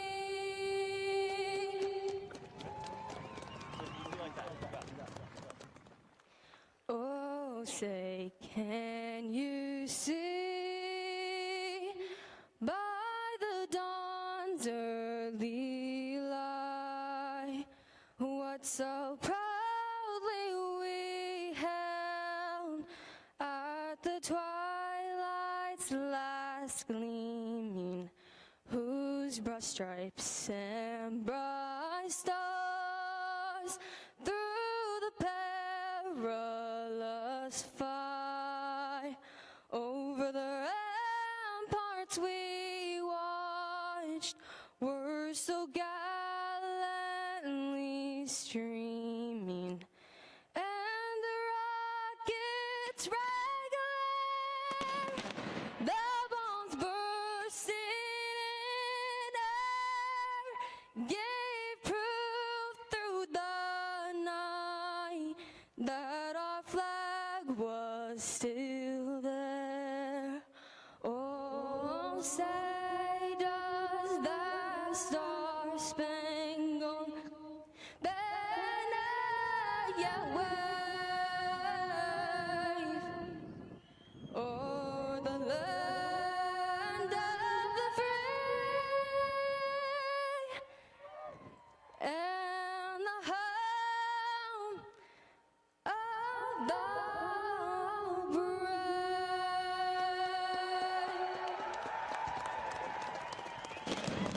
Maisie Hendrickson, everybody. Caleb, I feel like the force is strong here tonight.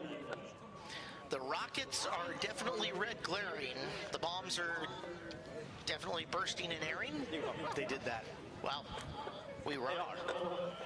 All right, hold on, Justin. Speak with your big boy voice. Come on. Good job. Test 1, 2. There we go. I gave you more cowbell. Ah. Remember, we're projecting here. Thank you very much, Eric List, down trackside. We are ready to go. 360 sprint car is going to come up first tonight. As we get more looks. What? Lee, you're on the big screen with your nacho cheese.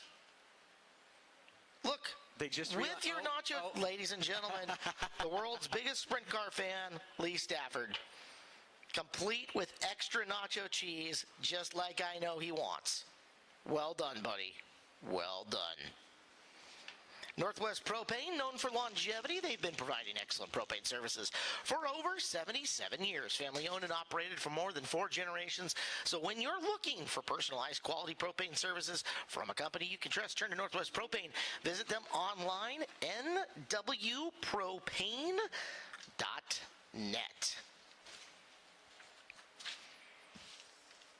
47 days away from the Jim Ripper Memorial Dirt Cup. 410 Sprint Cars back on the car next weekend with you jumping into the race car once again, Justin. Night 1, I know you wanted more spots forward on the field, but after being out for what would end up being about 9 calendar months? Yeah, from what, July to April. Just about. Yeah. Had to feel good to shake the rust off, right? Oh yeah, the coming out on play day and just, you know, the non-competitive laps just to like prove to yourself you can do it again, you know. That's probably the biggest thing, but of course everything's a different pace when you got everybody that's been doing it and running, you know, all the races you didn't get to. So no, felt good. Still dialing some things in with the car that we addressed this week and got it fixed up. So yeah, we'll be back next week with the Car Mart 410 sprint cars, and we're ready for it. Hopefully we have weather just like this. This is awesome. I know we were talking racing right there, but Randy is shooting food, and food looks fantastic. Those chicken strips look killer. Oh, they are. Have you had the chicken strips? With the new seasoning in them? Do we still have those? Yes. Okay, they're delicious. There's dill. Okay. Oh. And so I'm like, I'm into that. All right. Dill is good. It gets that little tang. Come on now. Come on, Caleb. It's good stuff. You like it too. I give it do. up. Don't forget our Star Wars costume contest is coming up at the conclusion of heat races. So if you've got your Star Wars costume on, you get a chance to win a Skagit Speedway gift card. Top prize is $100 on the gift card. So yeah, if you got that, swag. We need you to meet us down trackside at the conclusion of the heat races, and we're gonna have a group judge off as to who's got the best costume on. The crowd will probably have something to say, right? The crowd. cheers for the contest. It is my opinion that the crowd's opinion is the only one that matters in terms of this. So we'll be good. We have got heat race number 1 of 3 on racetrack here for the 360 sprint cars. Yeah, on the pole of this first heat race, Caleb, as we got the cars getting caught up to the Car Mart pace vehicle. On the pole is the 33 of Colton Heath out of Marysville, Washington. Outside of him will be the 21P of Robbie Price. Inside row number 2, the 66 of Tanner Holm. And outside of him, your quick time on the night, the 55 of Trey Starks. Mike Brown will start 5th on the field in the 1M. Kai Dixon outside of him starting 6th in the 20K. Bill Rood in car number 33R, and rounding out the field is the 51 of Dustin Gehring as the lights are out on the pace truck. 2 by 2, they roll down the back straightaway with Heath on the inside, Price on the outside. Loaded field tonight here at Skagit Speedway. As Colton, 25-time feature winner in the past 13 years, looking to put another notch in the belt. He'll get a good start off the bottom at turn number 4.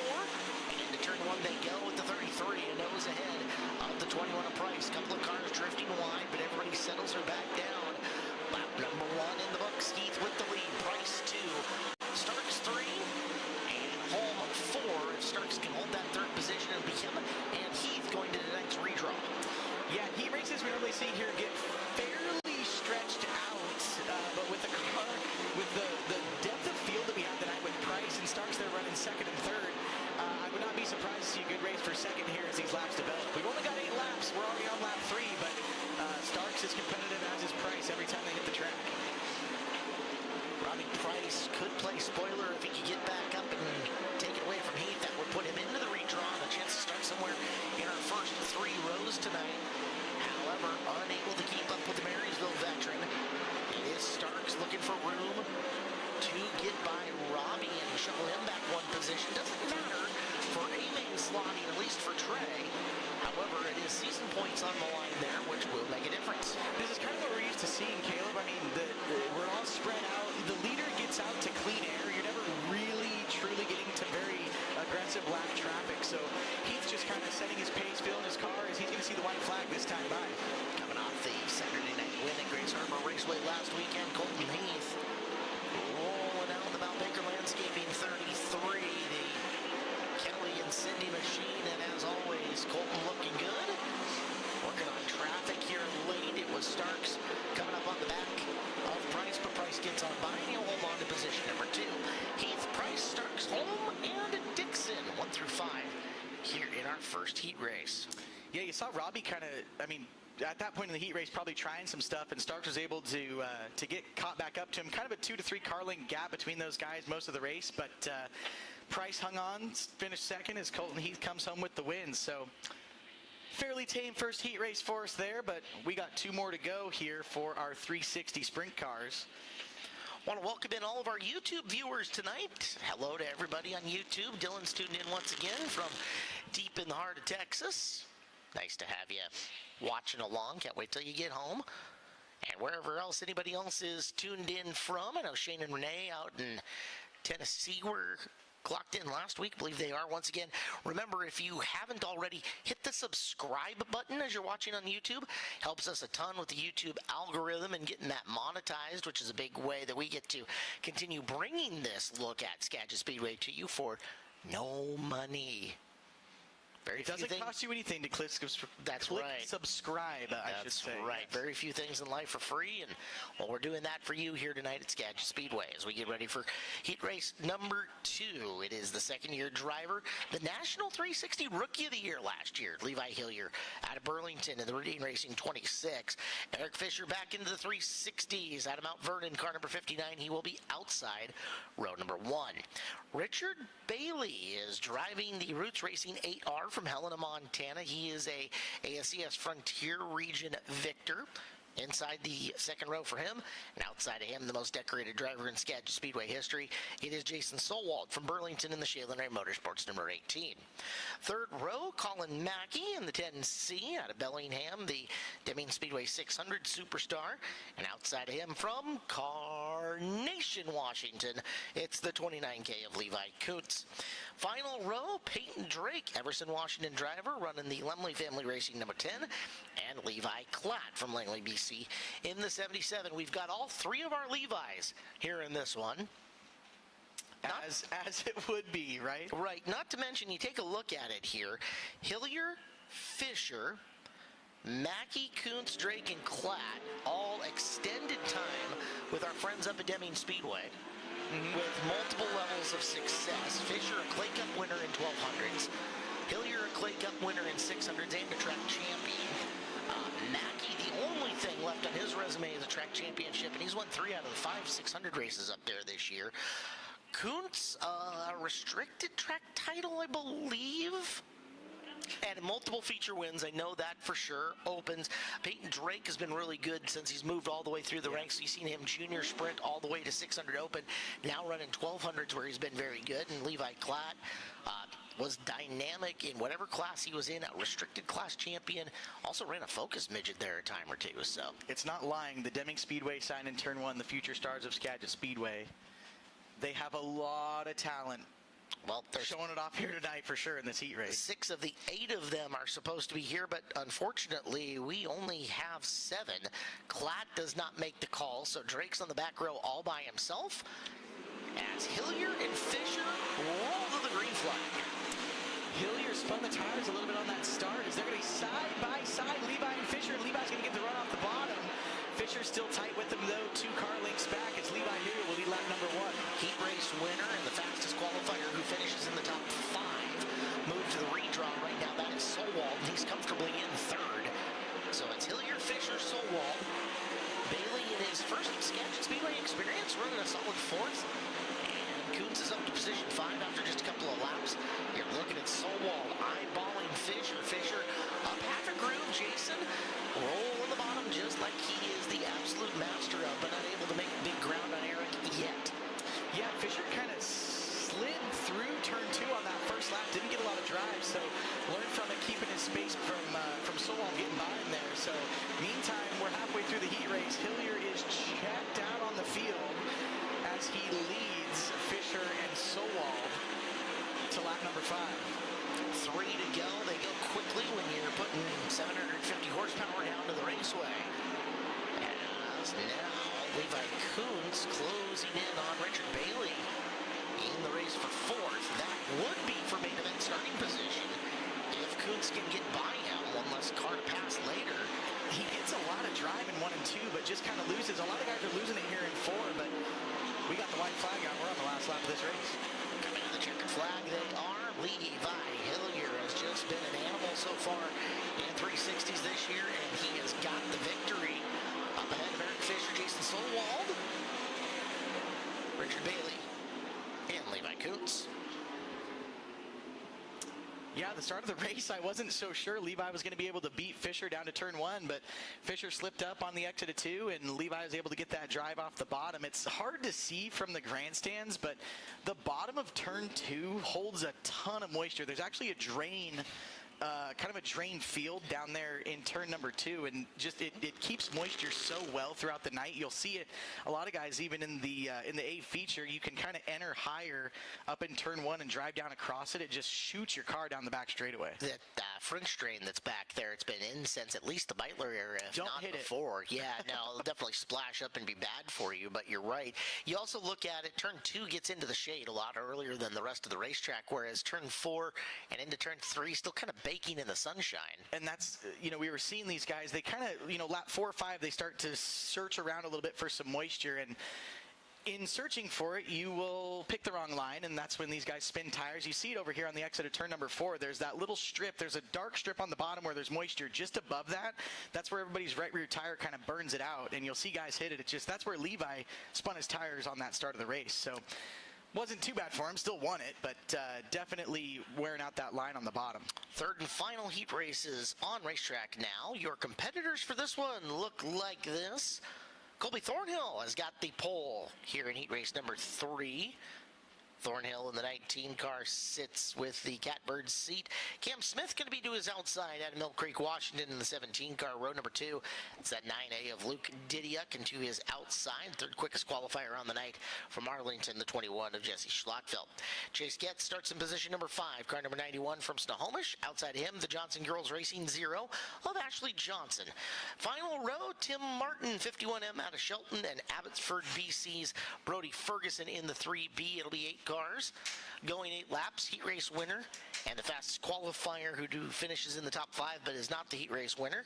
Right now scheduled to be Schlottfeld. If he can hold the top 5 spot, we'll move on to the redraw.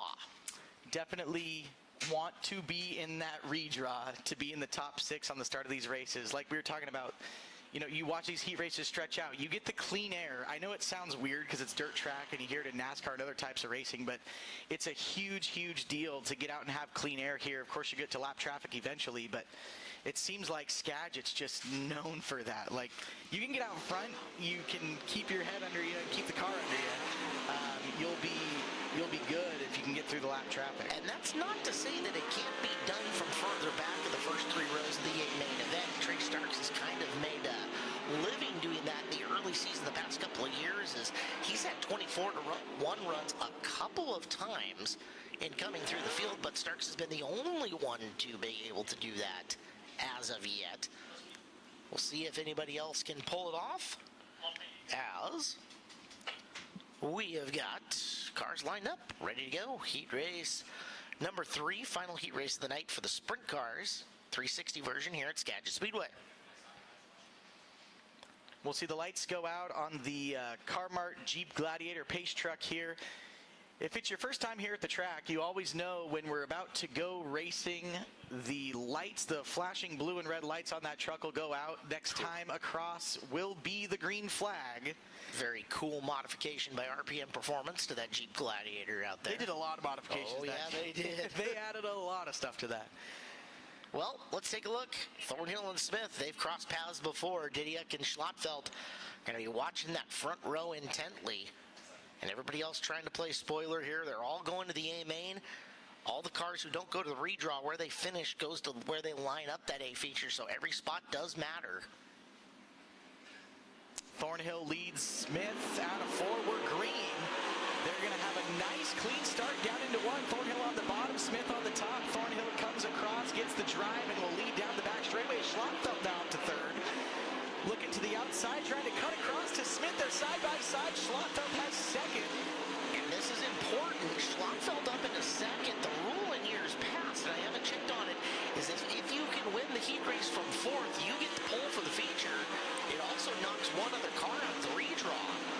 So Schlottfeld 2 right now, with some distance between him and Thornhill, but it is awfully early. Man, Schlottfeld gets a lot of drive, especially on the entry of the corner. He's able to get that car set and has some really good drive, especially like getting into 3, it looks like to me. So it'll be interesting to see if he can get up to him. We're already halfway done with this 8-lap heat race, but it'll be fun to watch this play out. I wonder if some of this is line choice, because we know that Thornhill loves to rim ride the 19, and he is up right rear in the fluff, pushing the cushion all the way around our 3/10 mile track. But Jesse's making such good ground on him through 1 and 2. Wonder if Colby's going to make a late adjustment here to protect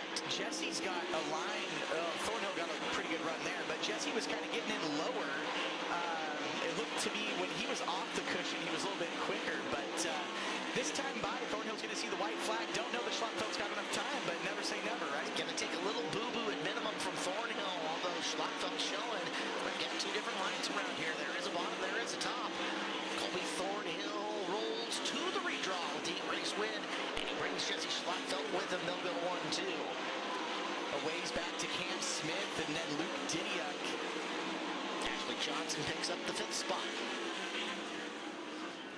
Yeah, so not truly really surprised to see the pole sitters go and get their wins, but still some good racing. Schlattfeld definitely showing some other guys that there's another line besides the top out there. So will be fun to see how this track changes as these modifieds and Hornets go run, and see what we got for the A feature here later on tonight. Justin, thank you very much. We will get ready for heat race action from our subdivisions. Thanks, Central Welding, while we have a chance. Their mission of excellent service hasn't changed for a family business. Locally owned and operated since 1975. Local ownership, larger inventory, and expert staff makes the difference. 29 locations. Find one near you at centralwelding.com or visit us at 120 North Alder Street in Burlington.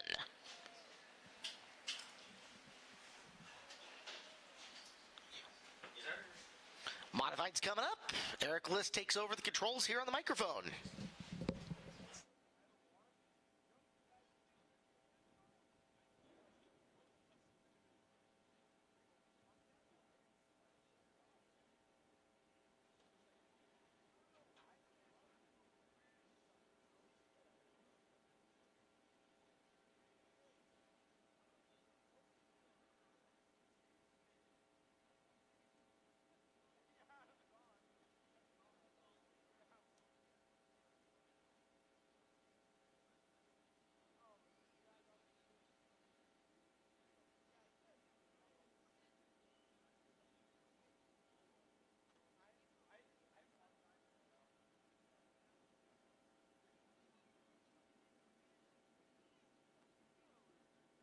Well, modified stage out back for the first of two total heat races for the IMCA Modifieds here at Skagit Speedway. Their heat races are based off of season points in Skagit Speedway, so that's how we line them up. So no qualifying. You saw them hot lap is Jeff Westergaard, who is quick, gets out of that, but they point their way into heat races. So two of them, 14 total cars in attendance with 2 heat races to go, 8 scheduled laps.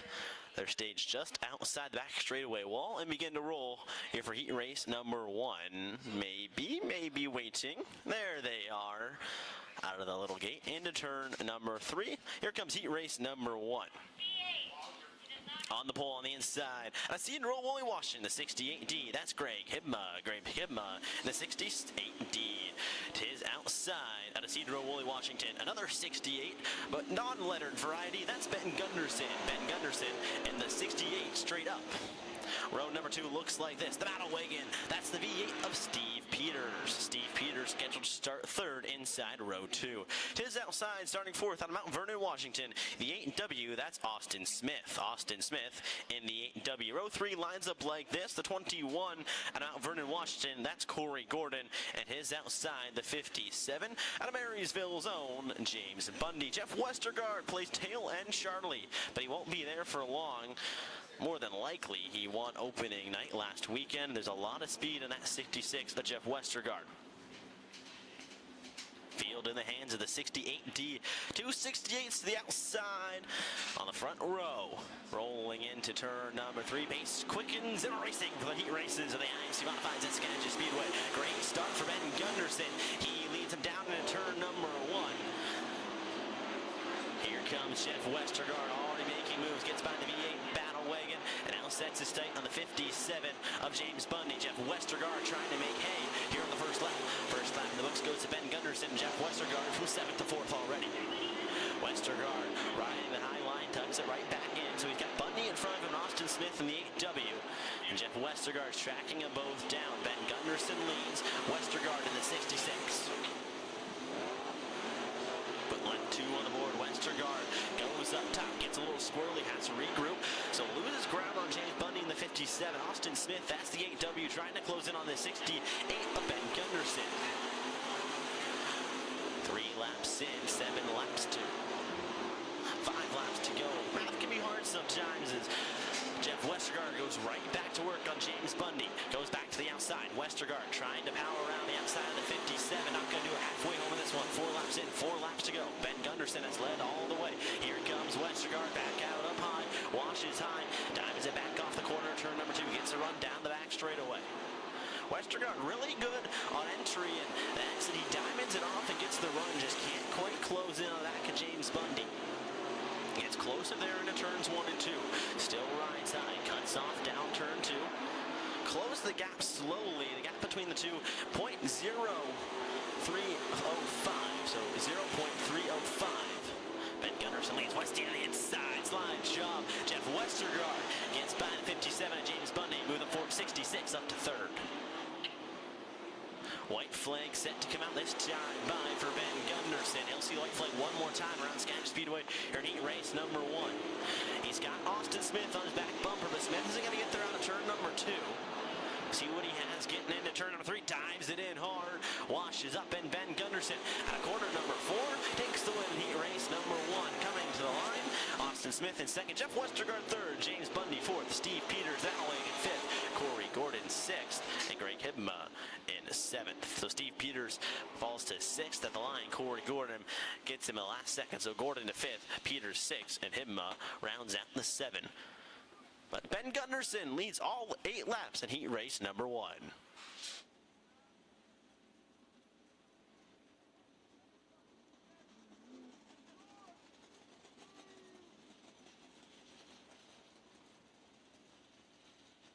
We'll get heat race number 1 off and quickly get heat race number 2, who's already staged out behind the backstretch on track. Another 7 cars scheduled for this one, and another 8 laps in total distance around Skagit Speedway.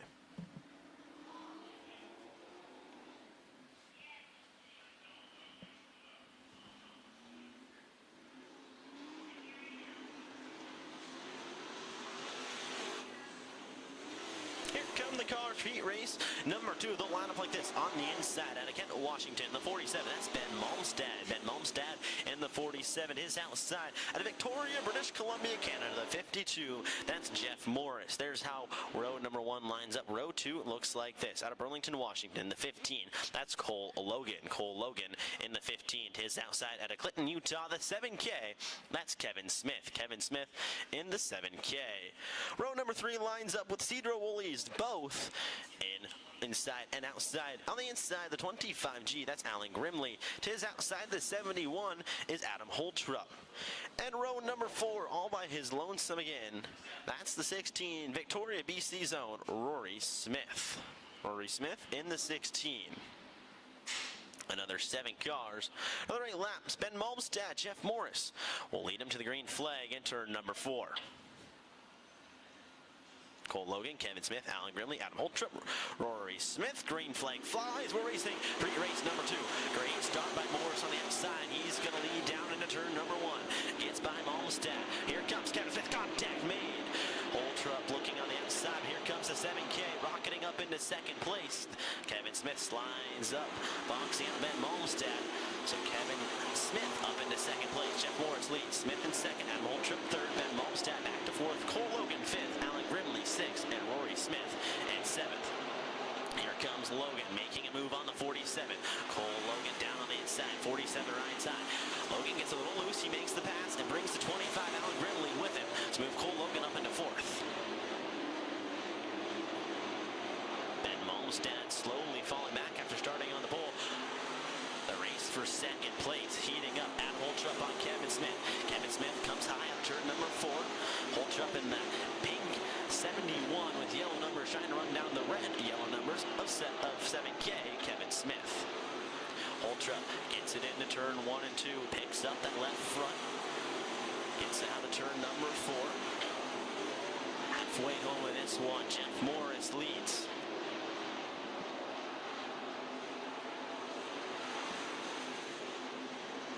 Morris with ease. Kevin Smith in second. At Holtrup third. Cole Logan fourth. Alan Grimley fifth. Ben Malmstad sixth. And Rory Smith in seventh. At Holtrup not going away quietly from Smith. Battling for second place down the back straightaway into turn number 3. Gets to the inside. Will we see a move out? Turn number 4 uses the berm to make a move. Can't do it. Still Kevin Smith in the lead. At Holtrup had his best opportunity. A turn to go. Gets loose and washes up in turn number 2. White flag flies for Jeff Morris one more time around Skagit Speedway. His lead is extended over 4 seconds, 4.807 seconds over Kevin Smith. Morris takes her through turns 3 and 4. And he'll see the checkered flag. Jeff Morris picks up the win heat race number 2. Kevin Smith will hold off the charge from Matt Holtrup.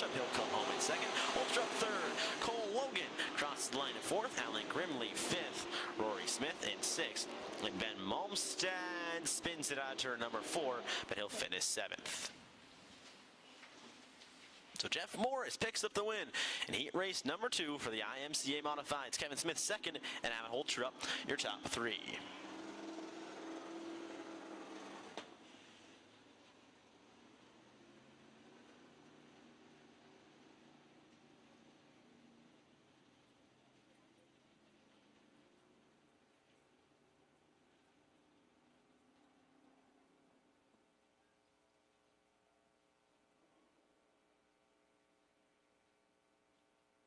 So this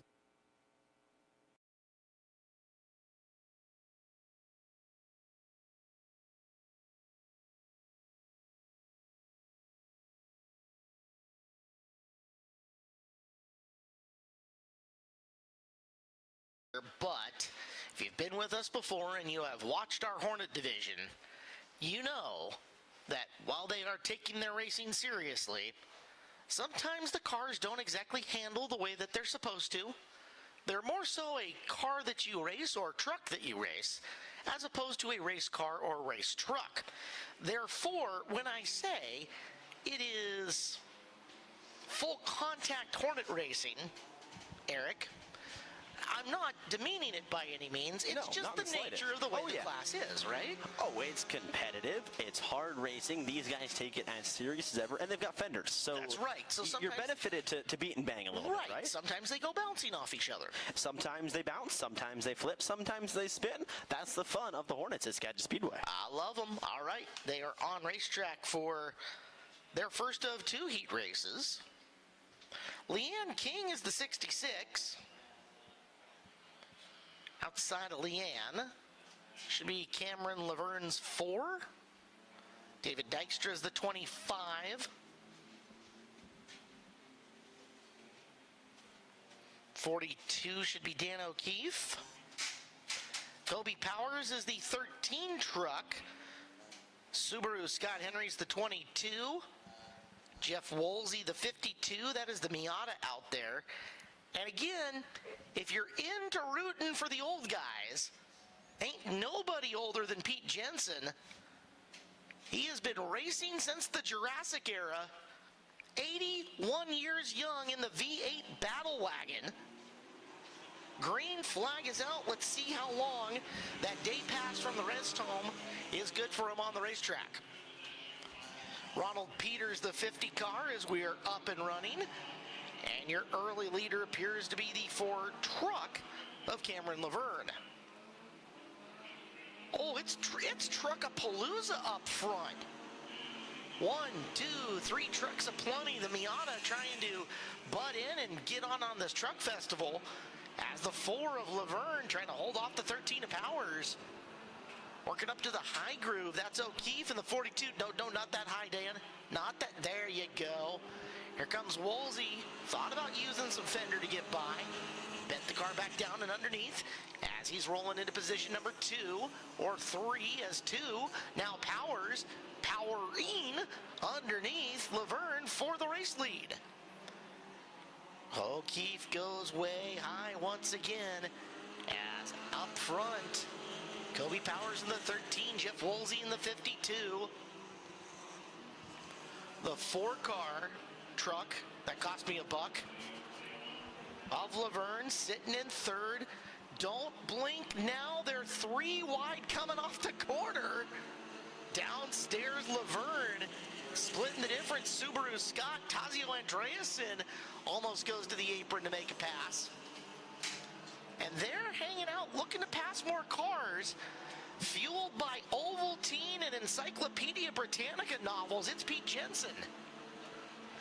You're full of it tonight, aren't you? I like old guys. I'm all for it. Down to the bottom he goes, sneaking underneath. Jensen working on the 4 of Laverne. Seeing if he can make the pass, showing out really well here at Skagit Speedway in the first Hornet night of the year. Kobe Powers in the truck going to get the win over Jeff Woolsey, Subaru Scott, Tazio Andreasen.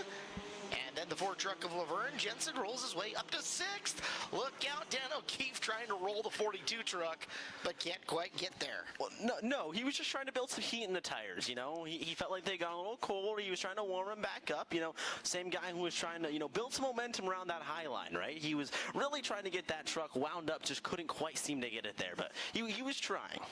He went really in detail there on the Hornet color commentary. Well done. You're welcome. So that's our first of 2 heat races. Heat race finish goes to lining up the main event on this one, so every spot matters for these drivers as well. And I think Powers is going to have to go away. I don't remember the Hornets scaling in heat races before.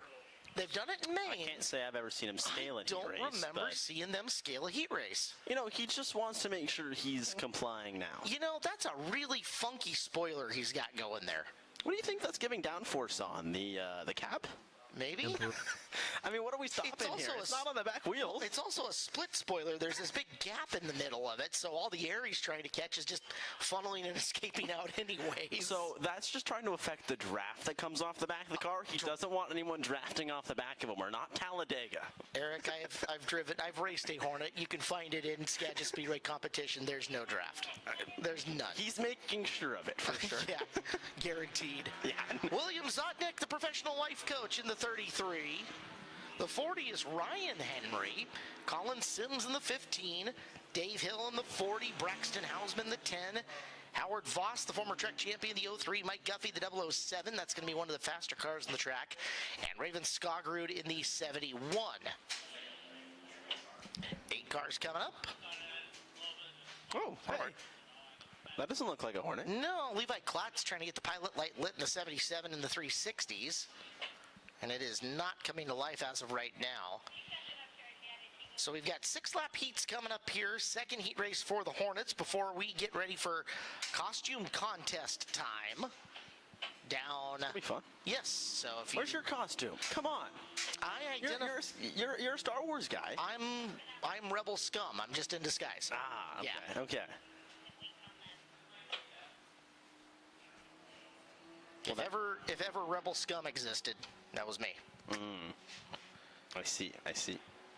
Justin Youngquist taking full advantage of the Skagit Speedway Snapchat tonight up here in the booth. If you guys can head on over to Snapchat, tag us at Skagit Speedway from wherever you are in the grandstands. As that's like 5 wide. That's bad on the start. That's not going to work. Oh, and around. Careful, guys. That's Guffey, the 007, who had seen better days. The 10 of Hausman also got beat around, but they'll all keep going until the yellow flag comes out. That was a rough start at best, and we've got one stopped over on the inside of turn number 2. Looks like Colin Smith in the 15.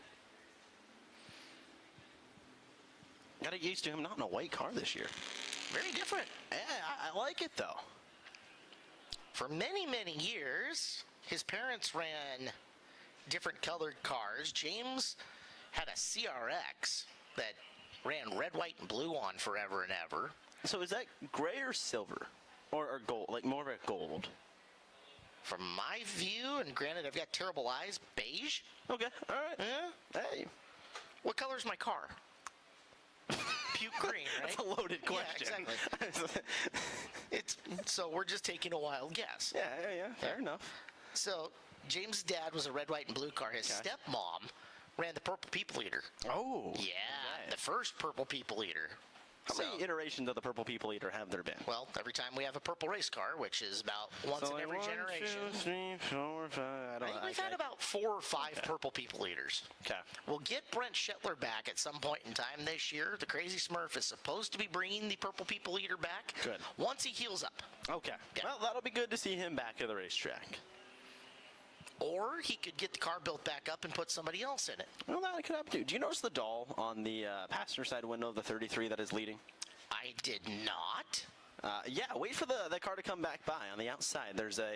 going to be on the passenger side. It's just a doll head. That is William Zotnik, professional life coach. Well, he's... Let's see. Randy's got him in viewpoint here, so... I do like the fact that he closed off the rear window. Better arrow. Well, exactly. That's what I'm saying. You know, aero's important. Full throttle therapy. That's fantastic across the visor. All right, and the doll is a disembodied head. That's fantastic. That's what you want to see out of your... Maybe not the positive life coach message that we were thinking of, but it's the one we're getting, that's for sure. It just gets him able to drive in the HOV lane as they go under red flag as they're not listening. They're struggling to get lined up. Well, yeah. Wow. We do this to the junior sprints at Deming. Just thinking they're 6 years old. Yeah. We gotta show you how to do this. Hey, but we got her. Everyone's young at heart. We all need a little help sometimes in life. We got to line them back up. It's the joys of the Hornet division. All right, once again, costume contest coming up right after this heat race. We got one guy ready to go. That dude's ready to win. He is ready to win tonight here on Star Wars Night at Skagit Speedway. While we work on getting this race back up and going, we should tell you guys that... Oh, wait, are they going? They're creeping. We should tell you guys that it's more than just a rental store. Birch Equipment has the largest selection of equipment in Northwest Washington. Bigger equipment, longer reach. Local, bigger, better. Visit birchequipment.com for more information. That was a bigger and better ad read. I liked the enthusiasm, the pitch and tone in your voice there, Caleb. Gusto. Yes. Well, Car-Mart USA Pace Truck will make one more pass. And let's show them one.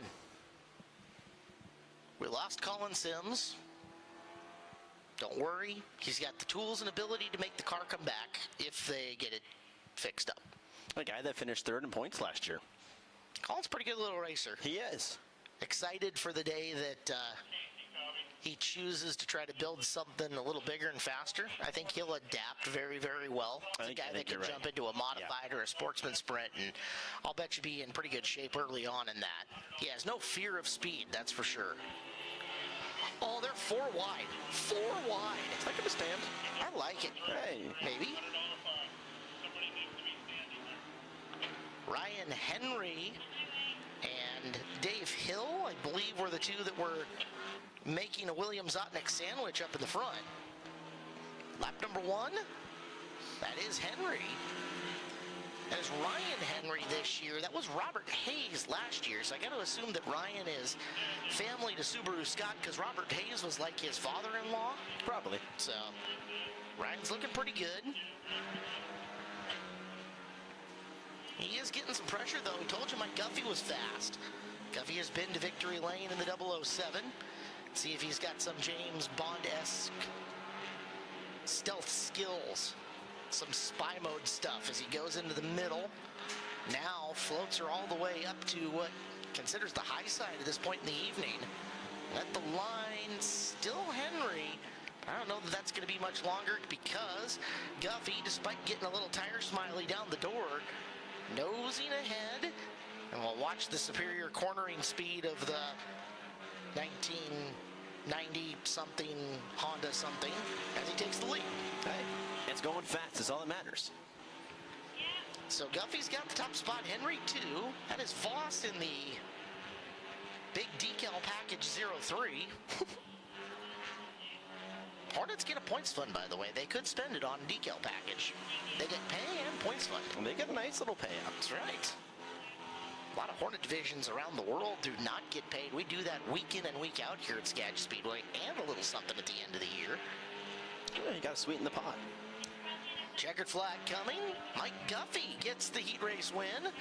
Guffey, Henry, Voss, Skogrud, Hill, Hausman, and Zotnik with the weird head running passenger. Bad aerodynamics. I think it slowed him down. I think that the hair really just, made that difference in drag. If we can get him into the wind tunnel, he'll find out. Yeah. So there's your Hornet heat. Number 2, Mike Guffey gets the win. All right, so we're going to give you a second to go down trackside and get lined up for the costume contest.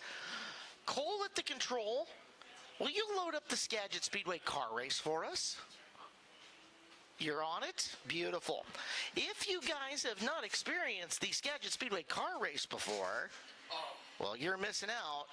because coming up in just a couple of seconds, we are going to have the Skagit Speedway car race. And it is going to be brought to you by RunGoodLife.com. That is right, RunGoodLife.com, featuring card breaks, pack openings, and such like that. I bought a box off of Run Good Life just a couple of months ago and had a bunch of fun opening her up. You can watch what John and his boys end up doing. It is RunGoodLife.com. They present these car races on the big screen, and you can find them at YouTube at youtube.com/RunGoodLife. The Race Routine Foundation Blue Car was our season opener winner. We've got 1:26 set here on the clock. And with that being said, the tunes are on, the lights are off, the cars are locked, green flag is out on the car race. Here we go.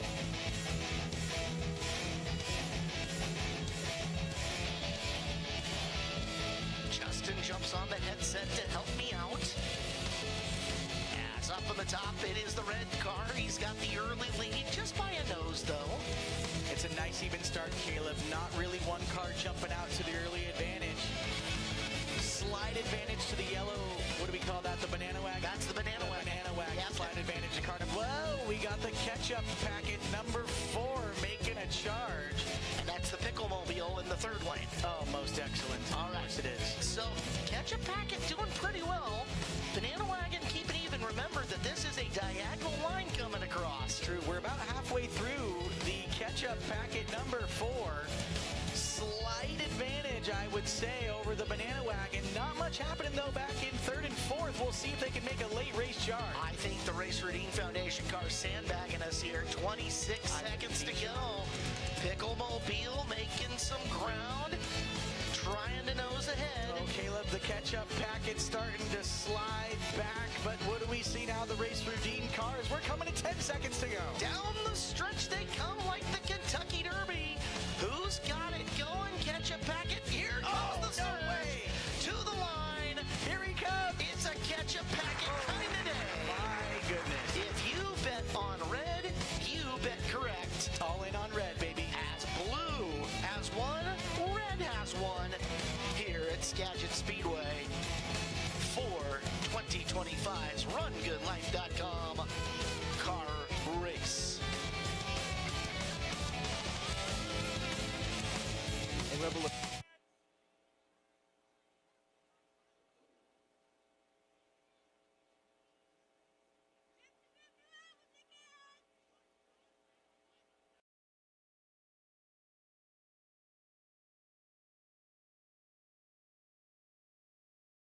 Are you down in front?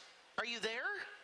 Yes, hello. I want you to know that I used to reserve this music for Kirby Hoyle and Kirby Hoyle only. Oh, I But know where this is going. Being as that Kirby is easing his way into retirement, I think I can break it out. Hold on a second. All right, I'm waiting.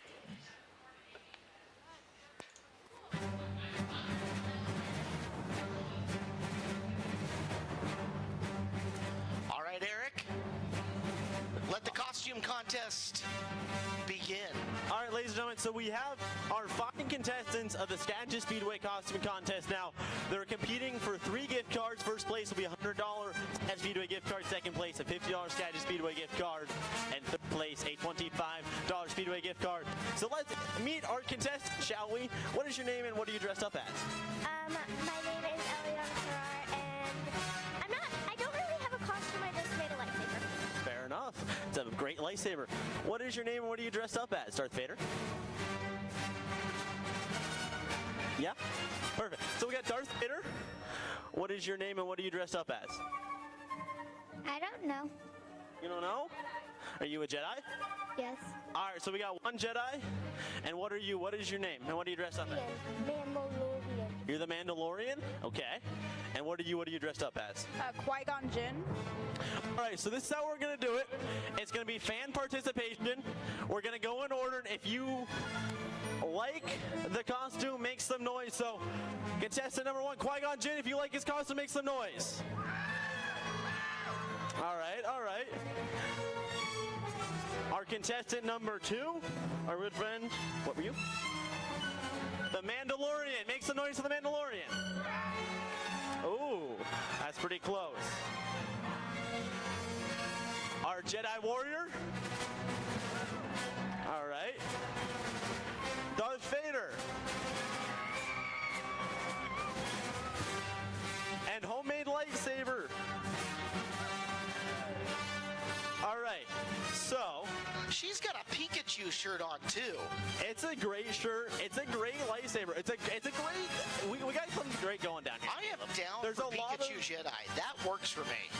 All right, so off of that, I think we'll narrow down to a top 3, and we'll do another vote. Off of cheers, we'll go 1. Are you dressed up too? Come on, join the costume contest. All right, the one late contestant. What's your name? What's up as? I don't know what this character is, but I got a full onesie. All right, well, for the full onesie. All right.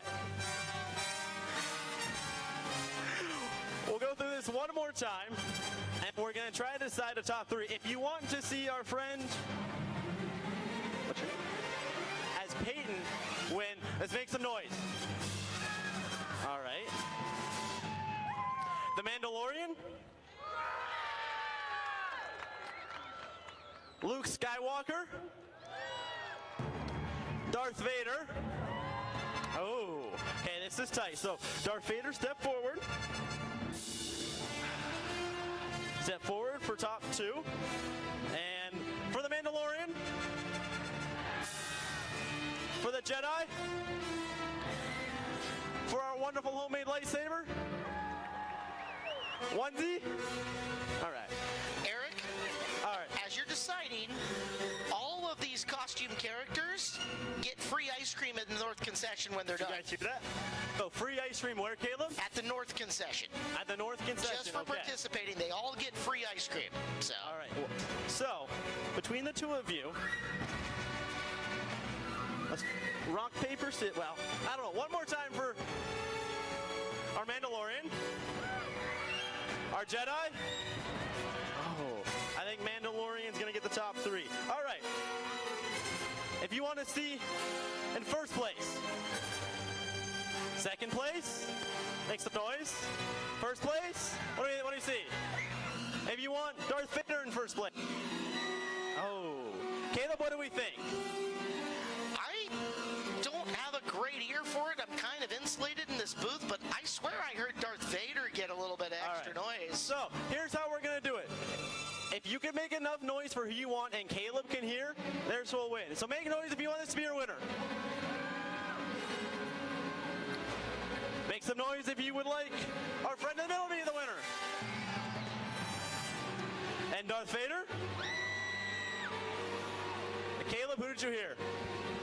You know, that's awfully tight, but I think it's Vader 1, Mandalorian 2, Qui-Gon 3. So Darth Vader goes home with a $100 Skagit Speedway gift card. The Mandalorian goes home with a $50 Skagit Speedway gift card. And congratulations, a $25 Skagit Speedway gift card. But you all get free ice cream in the North Concession Stand. Ladies and gentlemen, give a big round of applause for everyone who participated in our costume contest tonight. Thank you guys for participating. And happy Star Wars night here at Skagit Speedway.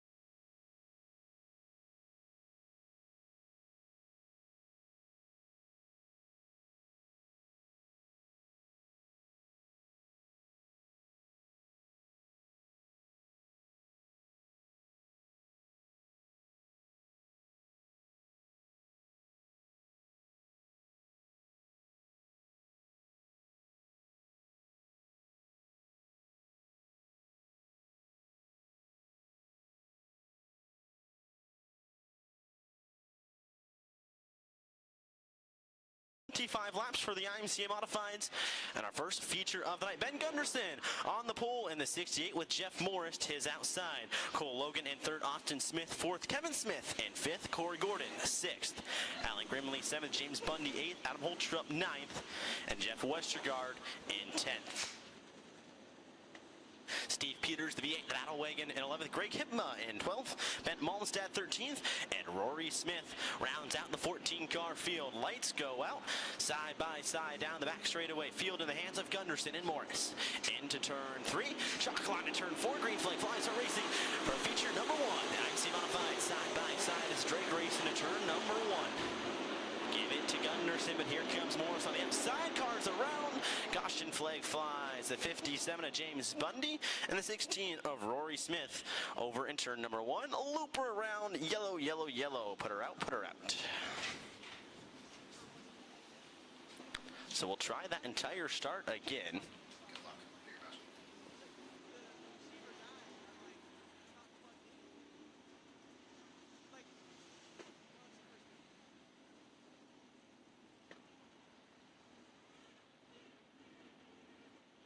The Race Routine Foundation collaborates with community organizations to bridge the gaps in the system of care when addressing the disease of addiction.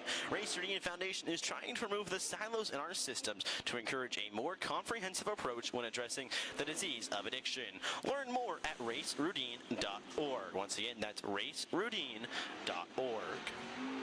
We'll re-rack them, re-stack them, and try this one again. Attempt number 1 did not go as planned as Rory Smith and the 71. The 57 to James Bundy go around, so they'll take the end of the field and have to try this one again. Everyone behind them, though, gets to move up, and hey, a free position's always nice, right? Best 4-letter F word is free, F-R-E-E. Creditreport.com, baby. Shout out. I remember growing up and hearing that on the radio a lot. I don't remember what channel though, but just hearing it a lot. So clearly effective advertising, right? All right, so we'll try this one again with Ben Gunderson, Jeff Morris, Cole Logan, Austin Smith, Kevin Smith, Corey Gordon,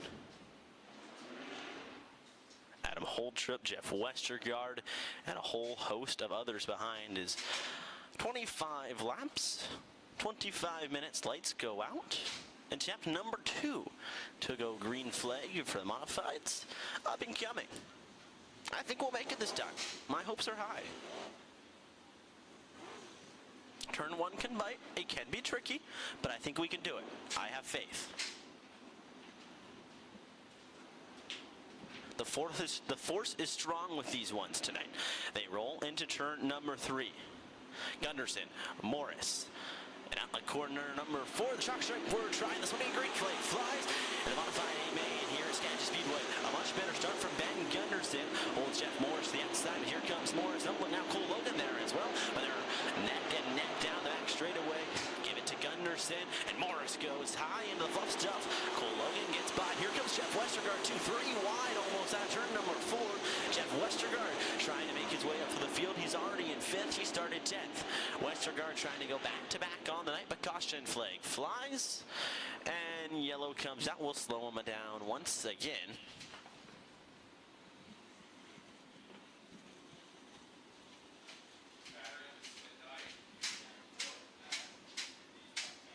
So 1 lap in the books. Gunderson, Logan, Morris, Smith, and Westergaard had moved his way up from 10th to 5th. Now, Westergaard, beneficiary of the 57 James Bundy going to the back, but still work his way from 9th. A beautiful shot of the sunset off of turn number 2. A beautiful day here in the Pacific Northwest, capped off by some great racing action at Skagit Speedway. We thank you for joining us, whether it's on the YouTube or here in the stand. So, a Delaware-style restart. Ben Gunderson will control the restart in turn number 4 as Jeff Morris and Cole Logan to his outside. Kevin Smith and Jeff Westergaard, that row number 2.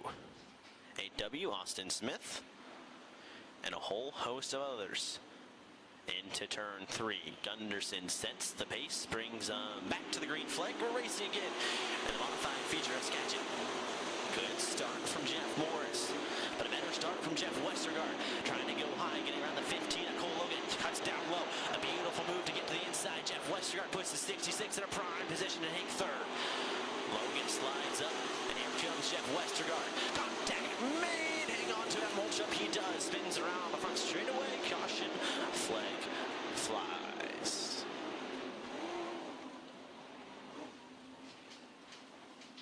A nice job by Adam Holtrup to not let her flip on the lid. Got awfully close when he got sideways, but kept 4 on the floor, which is good. Remember my teachers telling me that in elementary school, 4 on the floor. It's always important. You lean back in your chair too much, you'll fall over. You lean to one side and you're modified too much, you'll tip over. Concept still applies, right? Same as same.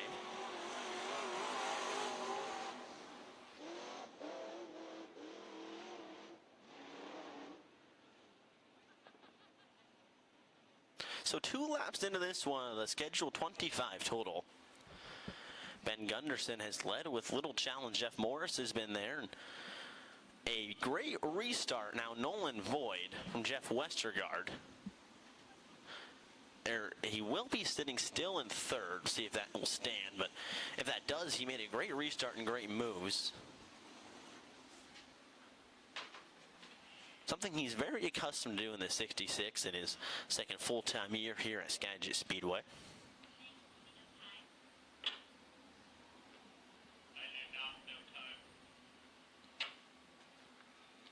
So he's 25 laps or 25 minutes. We're 2 laps into this one.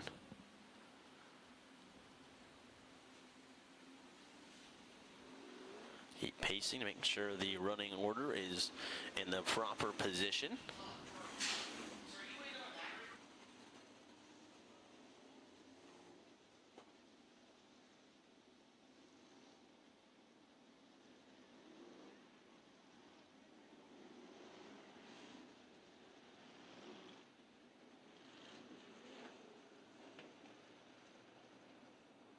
Field given the sign to double up down the back straightaway, so we should see the lights go out when they come by the flag stand this time.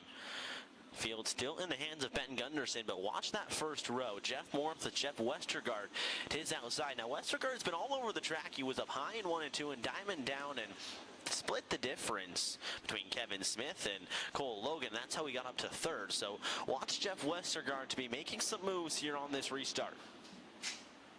Gunderson, Morris, Westergaard, Logan, Kevin Smith down the back straightaway. Gunderson protecting up high. He knows Jeff Westergaard's there. He's got to protect from the 66. Westergaard giving him up. Great flank comes back out. Or racing once again.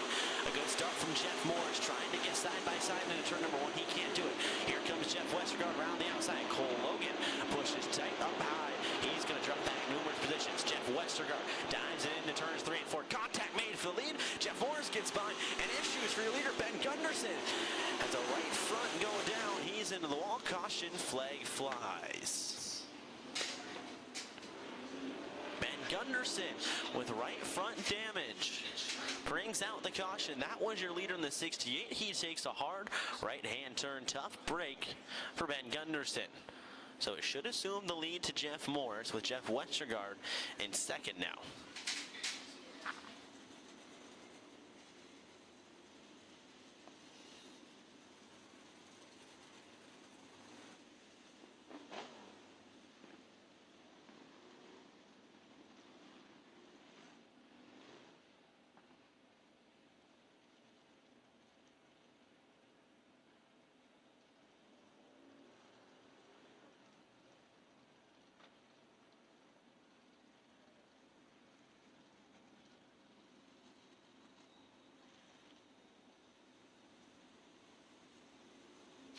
Fans, if you want to listen to Skagit Speedway, whether here in the stands, on the go, or wherever else you may be, you can listen live in the My Race app to what would be a radio-style call. Here at Skagit Speedway, you can listen to myself, Caleb Hart, Justin Youngquist, the whole host of characters and friends and fun that we have up here in the booth. So whether you're in the grandstands, on the go, wherever you may be, listen to Skagit Speedway audio version through My Race Pass.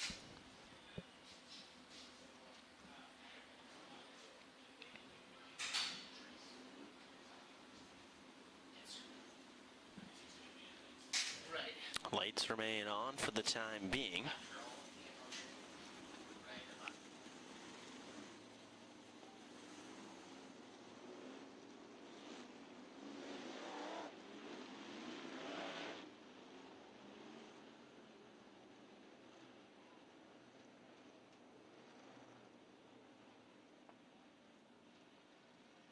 We cross them up down the back straightaway.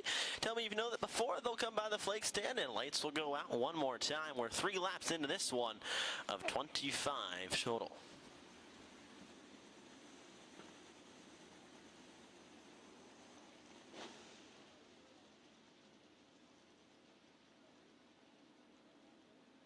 So lights remain on. This field is double file behind Jeff Morris.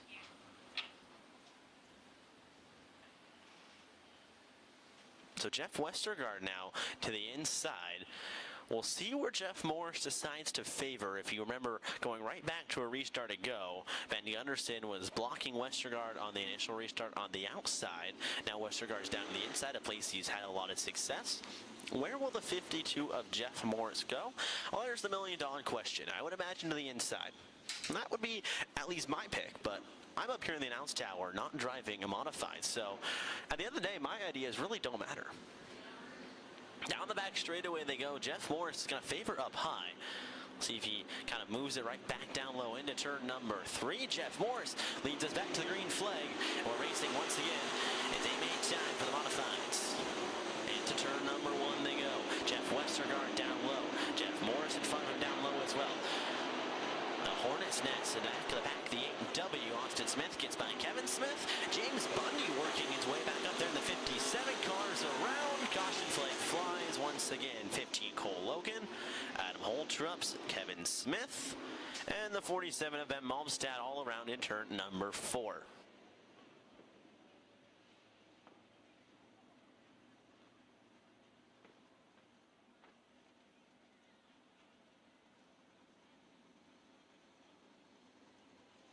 Well, as it gets later and we get into the summer month, it's time to update your HVAC system. Well, turn to the experts at All Phases Heating and Air Conditioning. All Phases Heating has been servicing Skagit County and beyond for over a decade and specializes in residential upgrades and more. Now, the county's only carrier distributor, providing comfortable solutions to the community with, wait for it, kindness, integrity, and professionalism. Can All Phases Heating and Air Conditioning for a free quote today. Call them for a free quote today.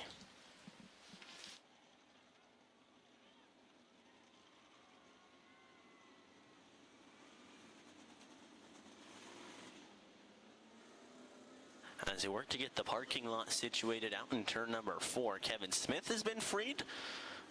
Cole Logan is yet to be free, and same with the 71 of Adam Holtrup. Almost looks like they're together. We can get a good shot from Randy Frank up top. Almost having to separate those two. It's kind of what it looks like. It looks like the left front of Cole Logan is in the right rear of Adam Holtrup, and indeed that will cause a lot of issues. You can't race connected to each other as much as, you know, I don't think that would help, but maybe it would. Banner Bank is always excited to support our local communities, and the Skagit Speedway is one of our favorites. Whether you need help opening a checking or savings account, purchasing a home, or looking to expand your business, our friendly and knowledgeable staff is here for you. Stop by and see us. Banner Bank, better ideas, better banking. Member of the FDIC, equal housing lender. So Adam Holtrup now the only car that is the lone wolf in turn number 4, and they're calling the pick to the front end of the 71. Not what you want to see for Adam Holtrup.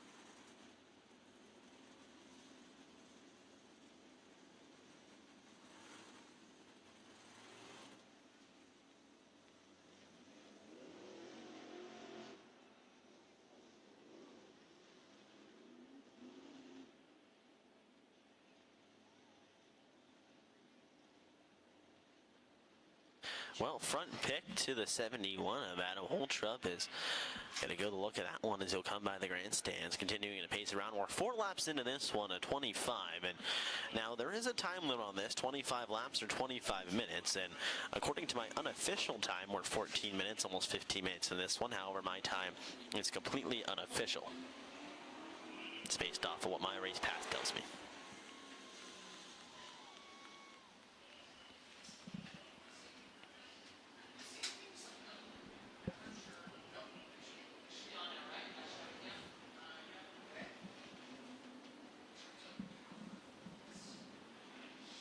Field crossing up again. Lights go out, so we'll quickly send them back to the green flag this time. 4 laps in, a 25 total. Jeff Morris assumed the lead after issues to Ben Gunderson on his right front. So it's Morris, Westergaard, Smith, James Bundy, and Cole Logan, your top 5. Logan was involved in that accident, so bump him out. I'll get you the updated. Here they come. Jeff Morris, Jeff Westergaard, Austin Smith, your top 3. Green flag flies. We're out racing once again. We'll try it again here at Skagit Speedway. Side by side for second position. Here goes the 8W. That's Austin Smith up high, but he's not going to get anywhere. Jeff Westergaard, 66, 57. James Bundy. Austin Smith almost made contact down the back straightaway. James Bundy has worked his way back up forward after an initial caution brought out by him. He's put that 57 back in a prime position. Hornets nets back in the back, and the BA battle wagon goes around, takes Kevin Smith with him. Caution flag flies. Hey, we've done 5 laps in 16 minutes by my unofficial time.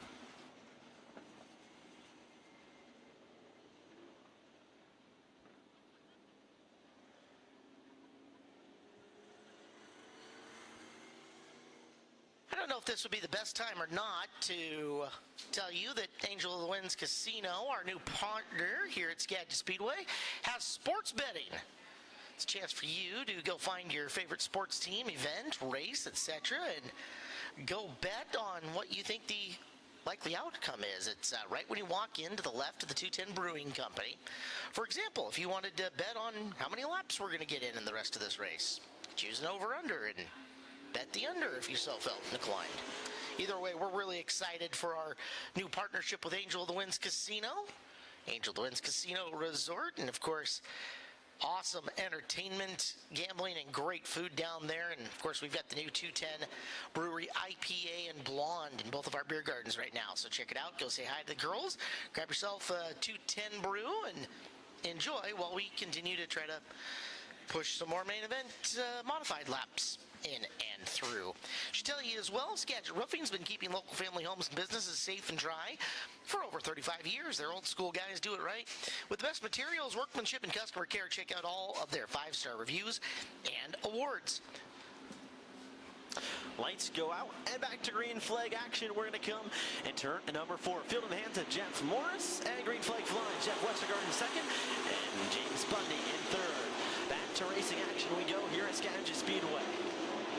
Side by side, further back to the back, there's Austin Smith and James Bundy. That's the battle for third. Give it to Austin Smith to get into turn 3. They'll hold it out of turn number 4, but hey, Bundy's coming. He's coming quickly. 6 laps now in the books. Can we go 2 laps in a row? We'll wait and find out, but that's the battle you're watching still for third, and caution flag flies. I think I jinxed it, Caleb. I think I jinxed it. Commentator's curse is a real thing. Yeah, well, it's almost a... Yeah, yes it is. Yes it is.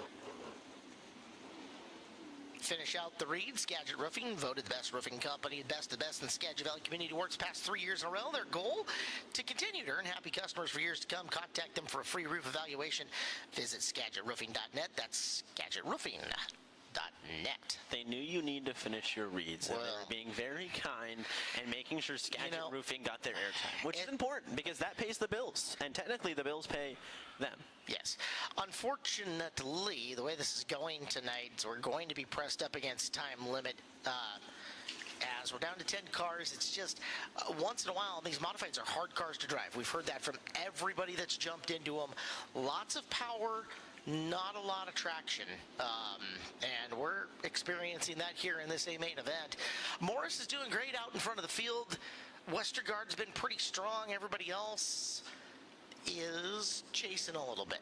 Westergaard's worked his way up from 10th into 2nd. Now he's had some beneficiaries of cautions and things of that nature, but Jeff Westergaard, a tried and true Skagit Speedway modified racer, as lights go out, and we'll try this one again. 6 laps completed now, 25 scheduled. If they will put together a good chunk of laps, we'll let them go, but if they continue to cause issues and that time limit of 25 minutes comes into play, well, then once that time limit hits, if we deem needed, they'll go a green-white checker.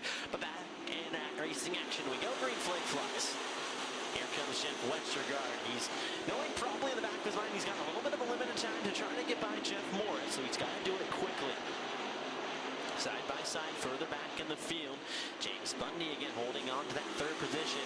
He's got some takers from him behind him. If they can get there, they don't have a turn number 4. Austin Smith, Rory Smith, Kevin Smith working his way back up to the field as well, trying to get by Alan Grimley in the 25. That's farther back. Jeff Westergaard slowly creeping in on the lead. Good shot from the Skagit Speedway Speed Cam. 8 laps in of 25 total here at Skagit Speedway. Battle for the lead heating up. Jeff Westergaard closing in on Jeff Morris. Westergaard got awfully close out of turn number 4, drives it back into 1 and 2. Can't get as close out of turn number 2. The gap that last time was 0.484. Westergaard down low. Jeff Morris just a half a car length up and drives him off turn number 4. Jeff Morris doing a good job holding on to the lead. Jeff Westergaard trying to track him down. It's a battle of the Jeffs. Now spelled differently though. Jeff Morris, G-E-O-F-F, and Jeff Westergaard, J-E-F-F. They trip the timing and scoring.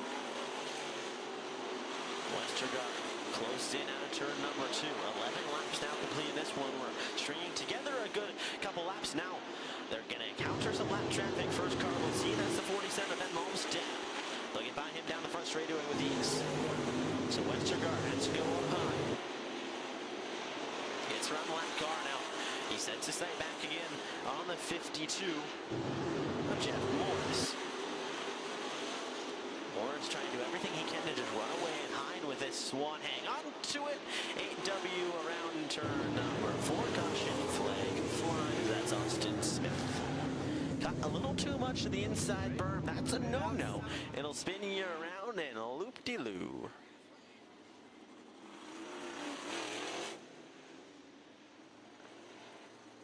So halfway home in this one, 13 laps in, 12 laps to go. Now, again, they are on a time limit, 25 laps, 25 minutes, but halfway home in this one, we had strung together a nice little consecutive chunk of laps here. We'll see what the official scoring decision is from the flag stand, and the Skagit Speedway officials, the 8W Austin Smith, works his way back to get straightened around and not drive the wrong way into traffic.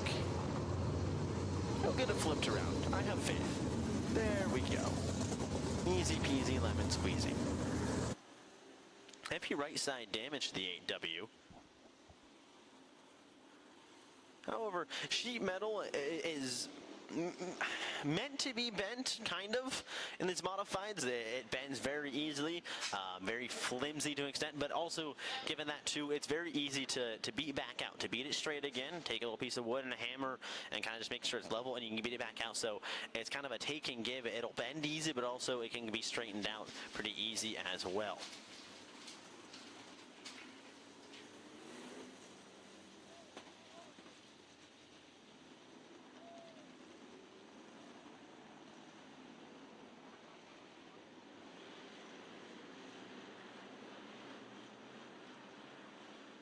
Caution lights go out. We'll try this one again. Halfway home in this one, 13 laps in, 12 laps to go, and we're not coming to the green flag. So base truck pulled on, caution lights stay on.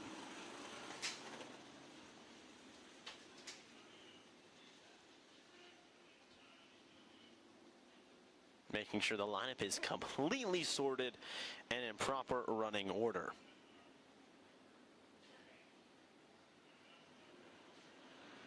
So now lights are out. Feel in the hands of Jeff Morris into turn number 3. Out of turn number 4, green flag. flag flies. We're racing once again in the modified 8A. A good start for Morris. Westergaard trying to track him down. Bundy and Smith battling for the third position.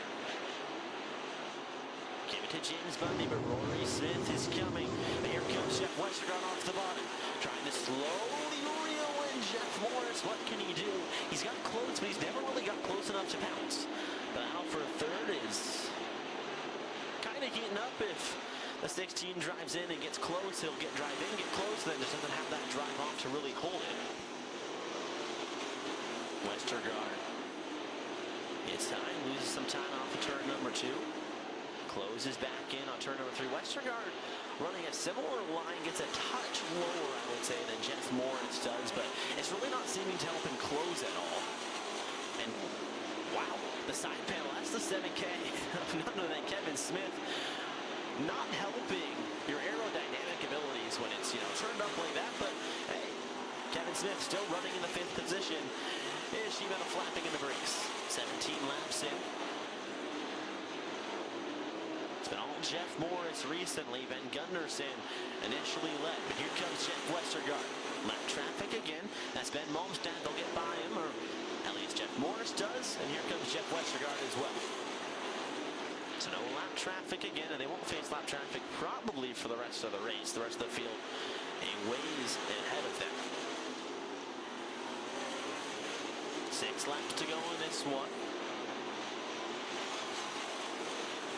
Morris has been leading ever since lap number 3 when he took the lead after Ben Gunderson had his issue. Westergaard just trying to reel him in. Morris gets a little bobbly. That might be what Jeff Westergaard needs off turn 2. Westy closing in turn number 3. Drives it down low. Goes awfully lower than Morris. Westy's right on the neck bumper as they come into turn number 4. Morris, a better job getting into 1 and 2 to grow that lead again. A lot of that was benefit off his drive he got in turn number 4. What can Westy do into turns 3 and 4? Tucks her down low. Follows the tire tracks to the 52. 22 laps in. 3 laps to go. They're going to go the distance, it looks like. Morris and Westergaard. Westergaard drives in hard. Jeff Morris slides up. Here comes Jeff Westergaard. Side by side. No. Oh, so close to side by side down the front straightaway. Jeff Morris has now given Westergaard an option. Into turn number 2. Morris pulls ahead down the back straightaway. Westergaard dives it right back into turn number 3. The battle for the lead heating up as they come to the white flag. One more time around Skagit Speedway. Can Jeff Morris hold off Jeff Westergaard for one more time around? Here comes Westergaard. Shows nose on the inside. Morris holds him off him too. They get into turn number 3. Jeff Morris gonna hold the bottom. Westergaard gives him a run, but Jeff Morris crosses the line. He'll win the modified 8A here at Skagit Speedway. Jeff Westergaard in 2nd. James Bundy 3rd. Rory Smith 4th. Kevin Smith rounds out the top 5.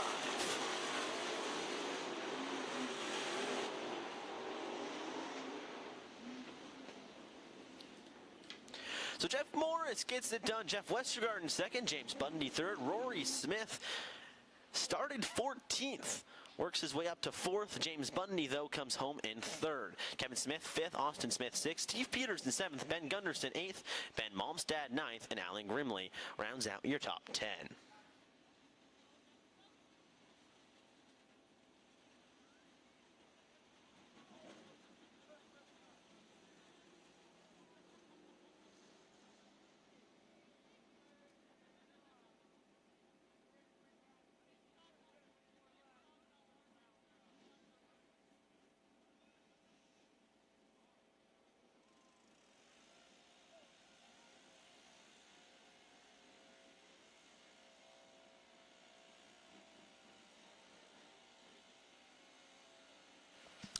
Jeff Morris gets the win.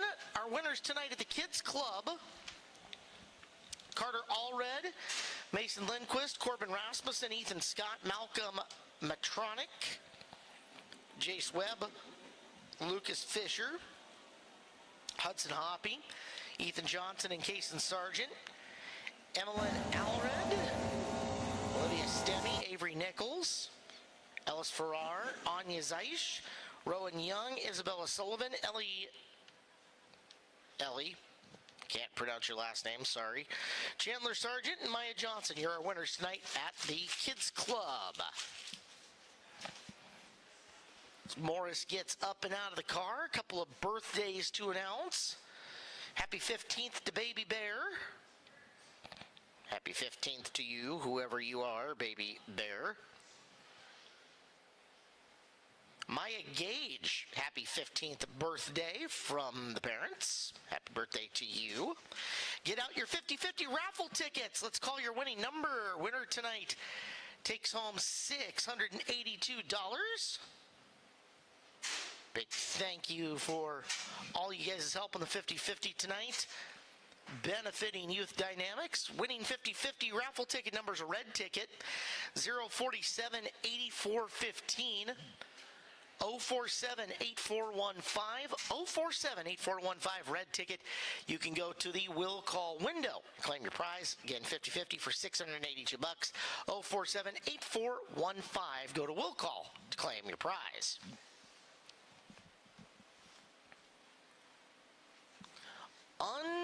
Unmuted down trackside and ready to go, as we will get at least 1 and 2 and eventually third place up to the top. Let's get a word with former track champion and feature winner Jeff Morris. Eric, all yours.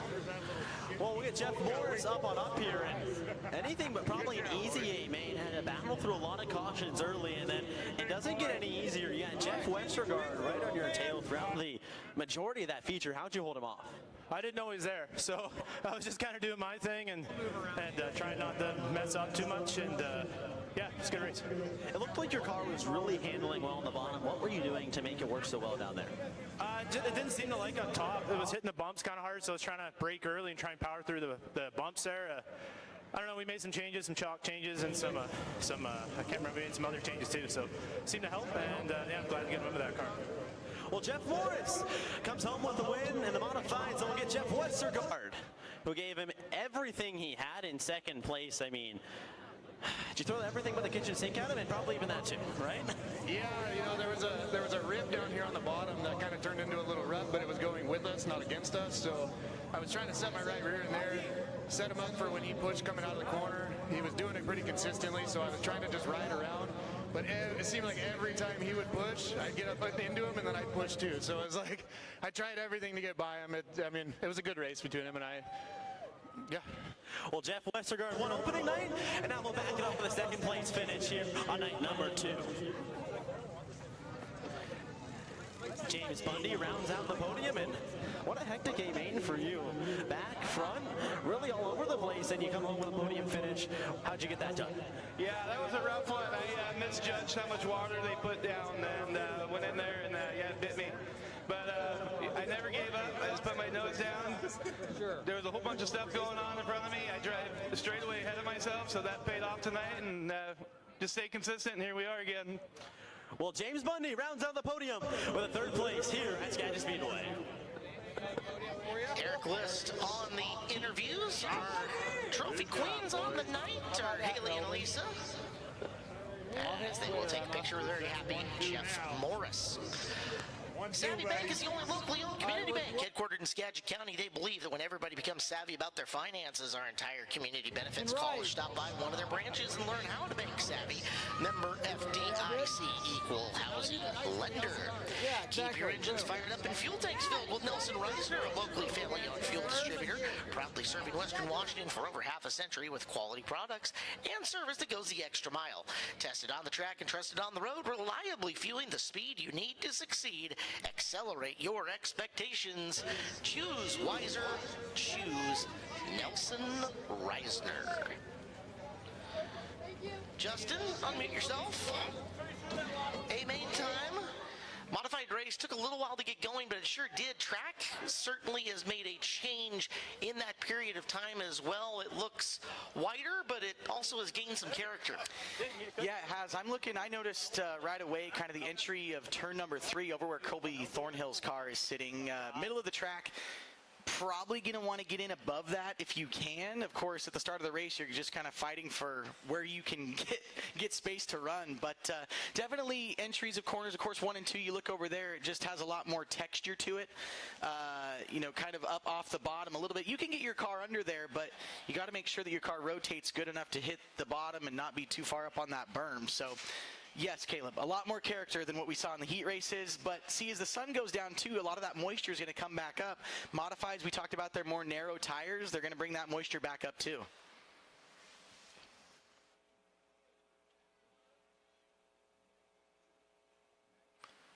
Well, with that being said, Skagit Speedway, if you will, turn your attention to the big board as we will get you hyped for the main event of the evening, 360 sprint cars for 30 laps at $2,500 coming up next.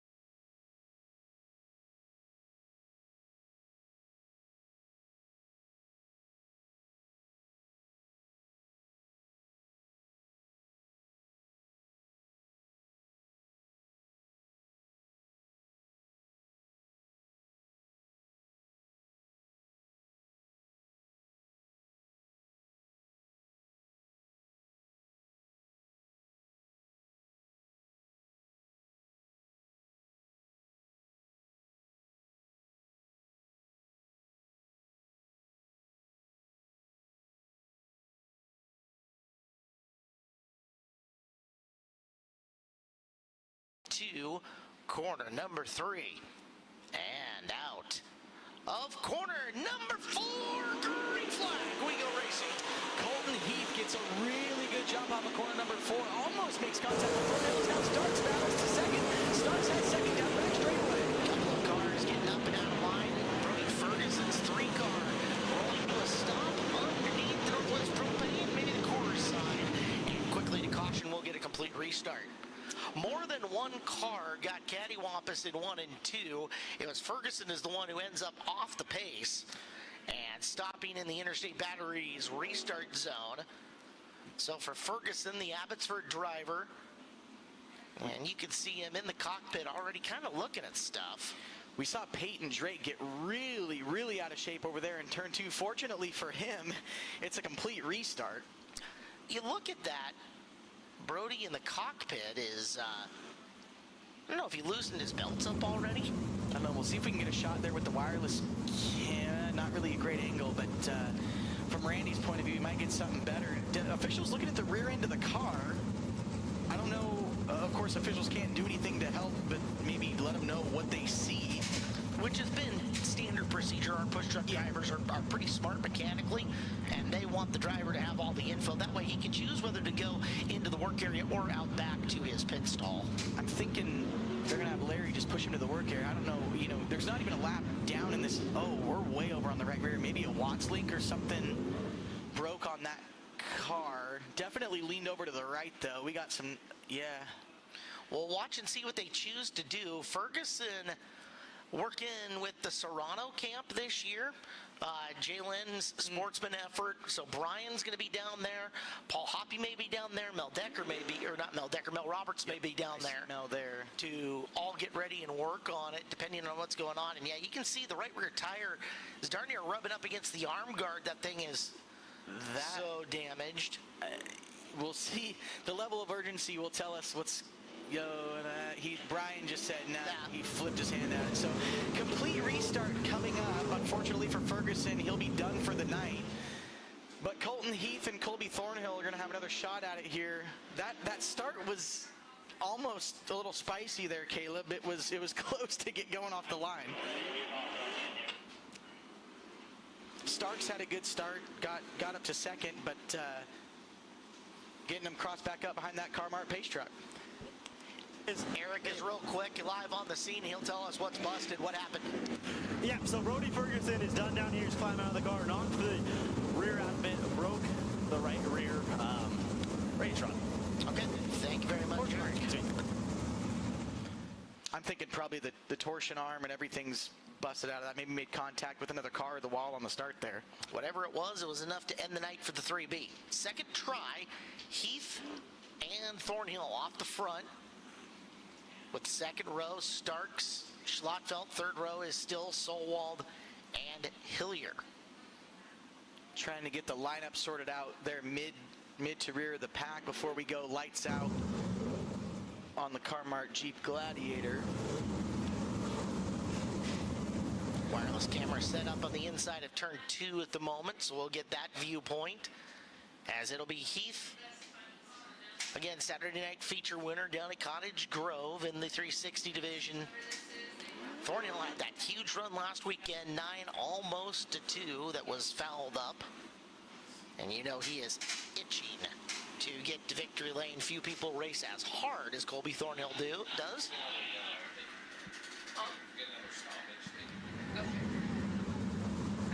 So lights are out. Restart is going to happen this time into corner number 3. Heath and Thornhill getting ready to roll.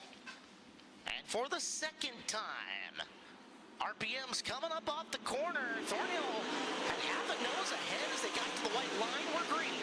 Exactly what Colby wanted to do right there was get the jump. Got a jump. Colby getting into one. Not aggressive, but definitely gave him the advantage out into the first corner. Schlotfeld's now up to P2. So Schlotfeld second, Heath third. Lap 1 leader is Colby Thornhill. Thornhill is very good at pacing. We'll watch and see how much distance he can add, how quickly he can do it. As Starks looking for third, he's down on the bottom. Heath up on the cushion early. Him and Starks battling for the final podium spot. And right now coming out of turn number 2, Starks. Yeah, Starks got a really good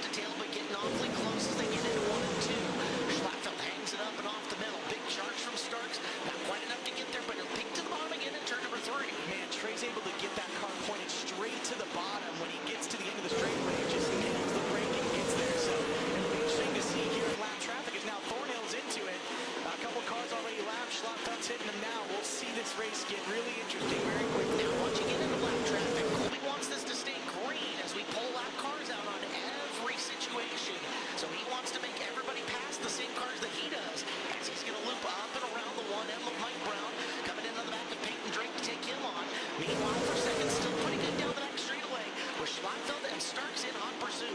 Thornhill got a little bouncy on that rough patch into 3. Little smoke out of his motor. Probably nothing too much to worry about as he makes his way around more lap cars. Starks, in the meantime, has caught up to Schlotfeld. He's trying to get past him in lap traffic.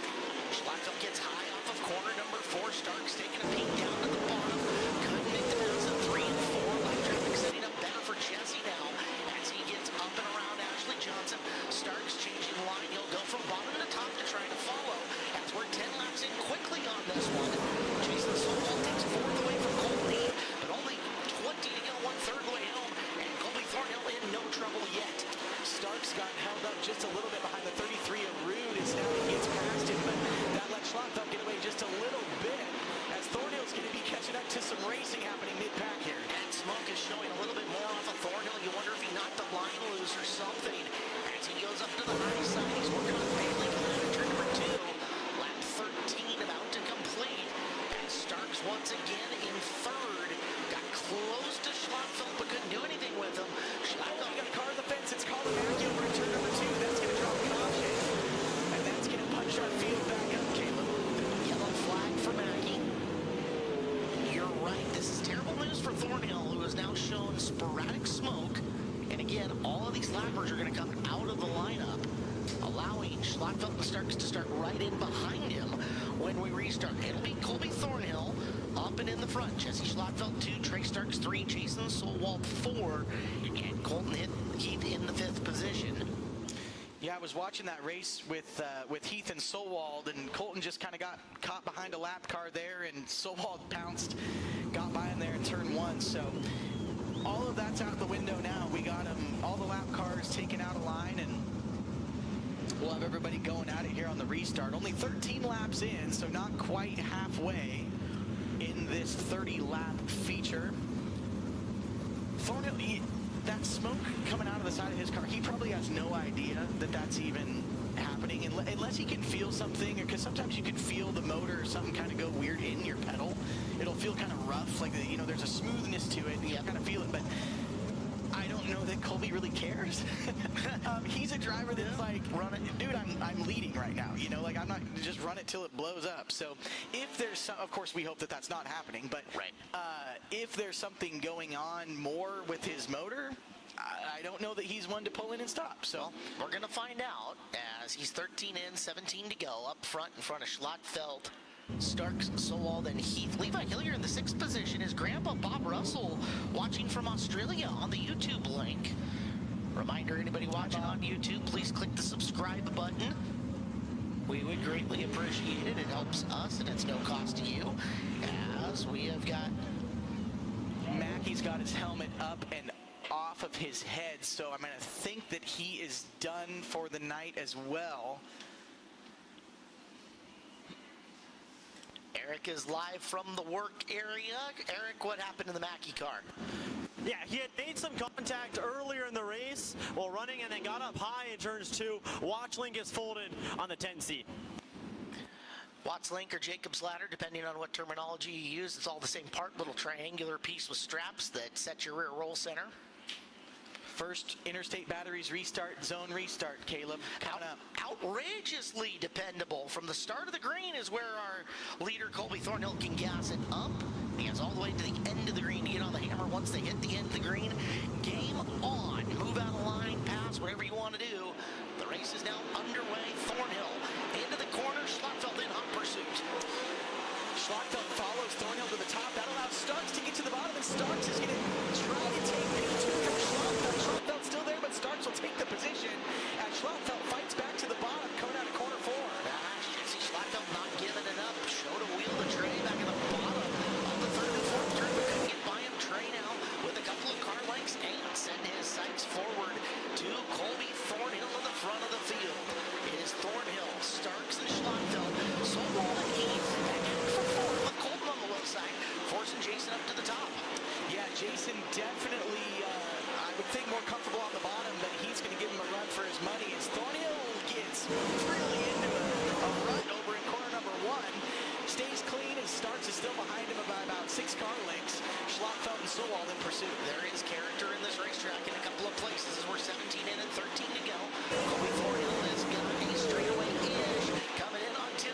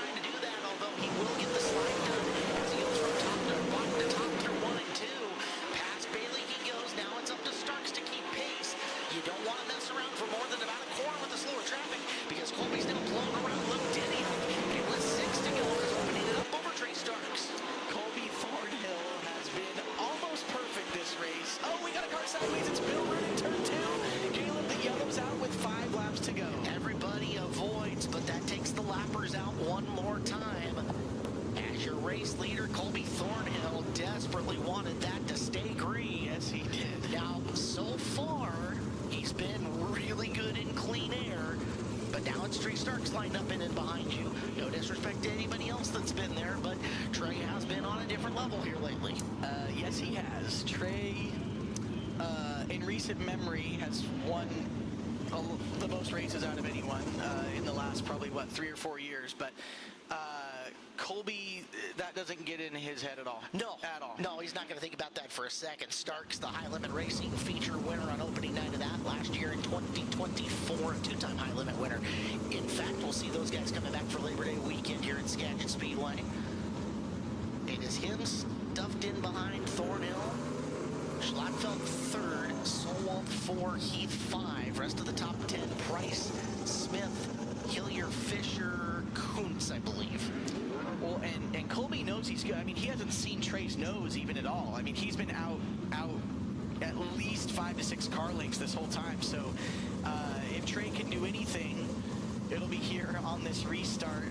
Because, man, it seems like Colby gets a lap or two in and he's got it. It looks like the engine's got good takeoff, so he should be able to launch it. There is still moisture in 3 and 4. There is a sealed over patch that's starting at corner entrance, and there's some coming off the bottom, but Colby's a rim rider naturally anyways. You figure he's just going to put the right rear up on the cushion and let her eat around the corner, and if Trey can build more speed than him, enough to slide him in turn number 1, so be it, you'll look to counter. Well, it'll be interesting, too, to see where Colby decides to take off, because he was right about the middle of the Interstate Batteries restart zone last time. You want to mix up those restarts a little bit, because if you do the same thing over and over, they know what you're going to do. So I wouldn't be surprised if he maybe went early to try and get his momentum if he was going to run the top. If he's going to try to run the bottom, he might try to go late so Trey can't get his momentum built up to go around him on the top. So it'll be very interesting to see what Colby decides to do here on this restart. Picking up the front end of the Rude car, thanks to our friends at Banner Bank for being a Skagit Speedway sponsor. Big congrats to them for making the Forbes list of 100 best banks in America. They're literally the best. Go see them, Banner Bank, member FDIC. Not much of a rush on the Tanner Holm car. It's been in for more than a few laps. It's been in for more than a few laps, but it looks like they got what they needed to fixed on the 66 machine as he's going to tag the rear of the field.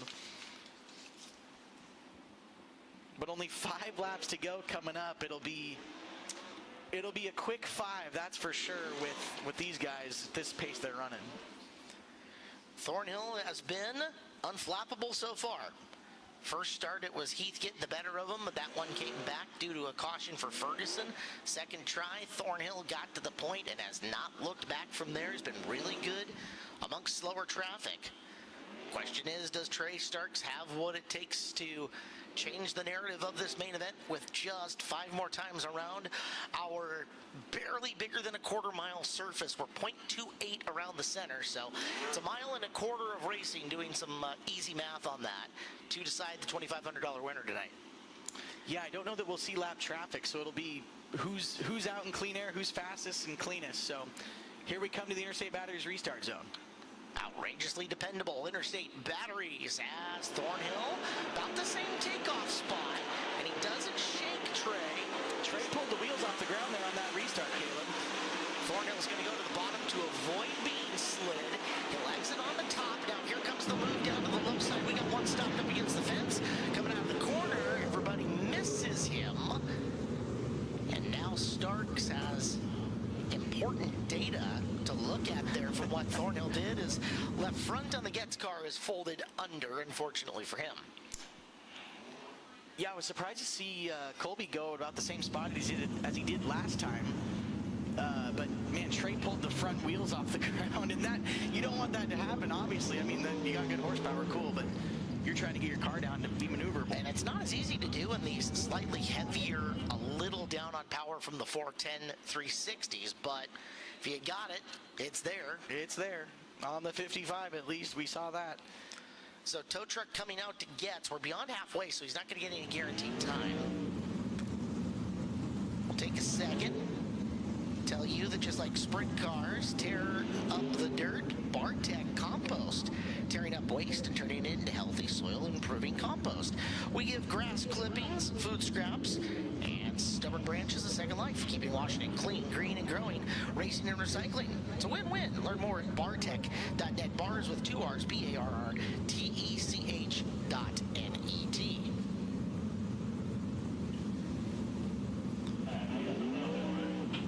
All right, update from down in the work area as Eric List is ready downstairs. Eric, what happened with Bill?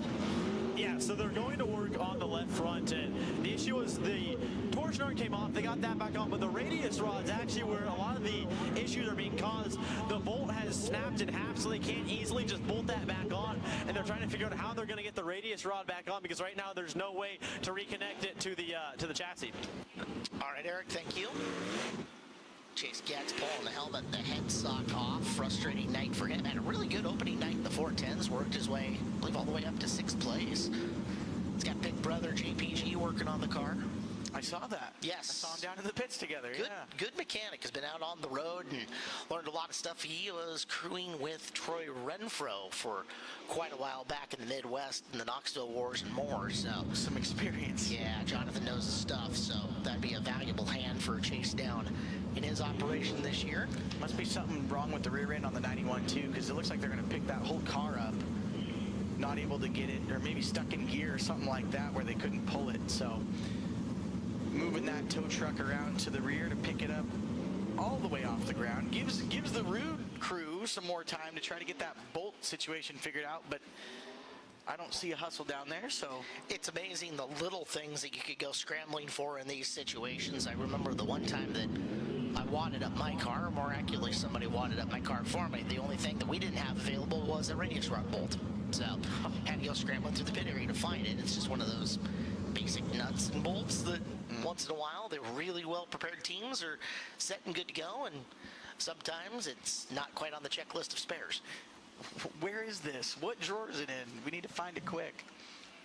You guys see the guys with all these pit mules and everything down there that have most everything of what they need, but it seems like it's always that one thing that, and you don't have that. And in my case, I had a spare stud, right? But the spare stud that I had was not the right stud, so had to go looking for a gigantic, like 2-inch long bolt at that point in time that I was lucky enough that the Speedmart trailer had.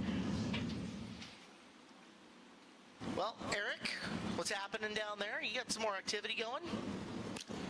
Yeah, so able to track down some information on what happened with Chase Getz. So thinking it's probably either steering gear or something in the front end, because he was turning, and then all of a sudden he wasn't, and he was going into the wall. So thinking steering gear or something in the front end is what caused the issues for Chase Getz. As it looks like we've got a fuel stop, Caleb. Car stopped in the front straightaway. They're going to give him a quick splash of fuel. That way we make sure we don't run out in 6 laps to go.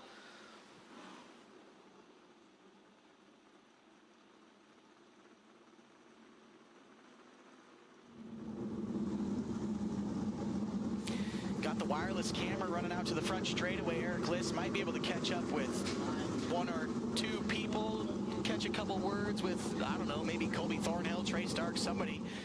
See what is running through their head with just 6 laps to go here in this A feature. Eric is fired up down trackside. We've got the roving mic, and we've got the roving camera, and he's over to the 55 car first and foremost, who's probably having a strategy discussion as we go on. Yeah, Trey's dad, John, tucked in there. Got Hunter. Everybody looking at that 55. Yeah, definitely his dad in there having a chat. It's easy enough, Eric. I know you don't want to give away the class secrets, but what are they discussing? Is it race strategy? Yeah, it's definitely a little bit of race strategy. We want to go. We'll see if we can kind of sneak in and talk with Trey. There's the horse. But yeah, just race strategy, put the fuel in it. He's been really good on restarts, and I imagine this is going to be a prime opportunity for him to make some ground. Well, that was the first horn. Go ahead. Grab a little forward. All right, so which restarts right now have been your money maker. You've got another one coming up. Without giving away what you want to do, any ideas of how you're going to attack it at least? I'm going wherever he doesn't go. That's kind of just my only option, really. So, yeah, just try as hard as we can for these last 5 laps and see what we got. All right, so Starks, you heard him shouting the instruction and the change that they are going to make. Yes. You heard it, Justin. Let's give a second to talk to Colby. All right, so we got Colby. You've been running this one really nicely. You've kind of been low in 1 and 2, high in 3 and 4. Has there just been something you're feeling in those different corners? Yeah, I don't know. That's just where I feel good. I feel good until I see a lap car and the lane change and you see Jesus for a second. But other than that, I feel like we got through lap traffic good and ran a good race. It just all comes down to this restart, so we'll see what we can do. One restart and 5 laps to go for Colby Thornhill. All right, good job, Eric. Carson Guffey running the wireless camp tonight. Well done, Carson. Shout out Carson, right? What's that? Shout out to Carson. He's following me around. He's been doing it all night. His shoulders are killing him at the moment. Carson, how are you feeling? Feeling great. He's feeling great. All right, perfect. Well done, guys. Nice to give the crowd a look here on our weekly show of what's going on, especially since we've had a fuel stop at lap 24 for the 2nd straight week in the main events. Yeah, so last week we had a fuel stop with just a handful of laps to go, and it was yelled over the receiver like fuel only, don't touch a thing. So this must have been an open red. Yeah, because we heard Trey, asking for some help with some air pressure. So right. You heard him, we could hear it clear as day. He wanted some more air pressure in that right rear tire. So a lot of times when you're pacing around like this, that air pressure, because there's bleeders in these wheels. Okay, so when the air pressure, whether a pneumatic or whether a digital bleeder. Right. So it's doing off that engine. Correct. So it sounds like he wanted to make sure that tire was good and inflated, because the last thing you want to do is go full speed into a corner and that tire just folds under you. Correct. He needs to pounce as soon as he can, as quick as he can, because there's only 6 laps, so he's got to do it. If there's an opportunity, he goes. These restarts, and especially with the interstate batteries, outrageously dependable restart zone have been a fantastic opportunity for these drivers to pick off position. You get that full head of steam run into 3 and 4, and we've seen that since that came into place in 2022. It has been an extreme difference in what guys are doing on restarts in a lot of positions. A lot of money has been won or lost with that back straightaway restart. Yeah, it just adds a totally different element, to the race, because you're trying to get that launch down the back straightaway to kind of either hold your position or make a move on somebody, and it can get dramatic very quickly. Like Colby's saying, you see Jesus for a second with those lap cars. It can get very interesting very quick. Somebody throwing a slider on somebody, and I wouldn't be surprised if Trey was going to try and do something like that to get the win here tonight. As they fire back off, attention homeowners and business owners need professional tree care. Whether it's trimming, removal, or emergency services, our expert team is here to help your trees stay healthy and your property safe. Call the Dreyer's Tree Service today for a free estimate. Safe, reliable, and affordable. Our world-class climbing and rigging service will amaze you. Trust us, get the job done right. Voted Skagit's best of the best. Just look up the billboard sign and call us anytime. Mention Skagit Speedway for a 10% discount at the Dreyer's Tree Service.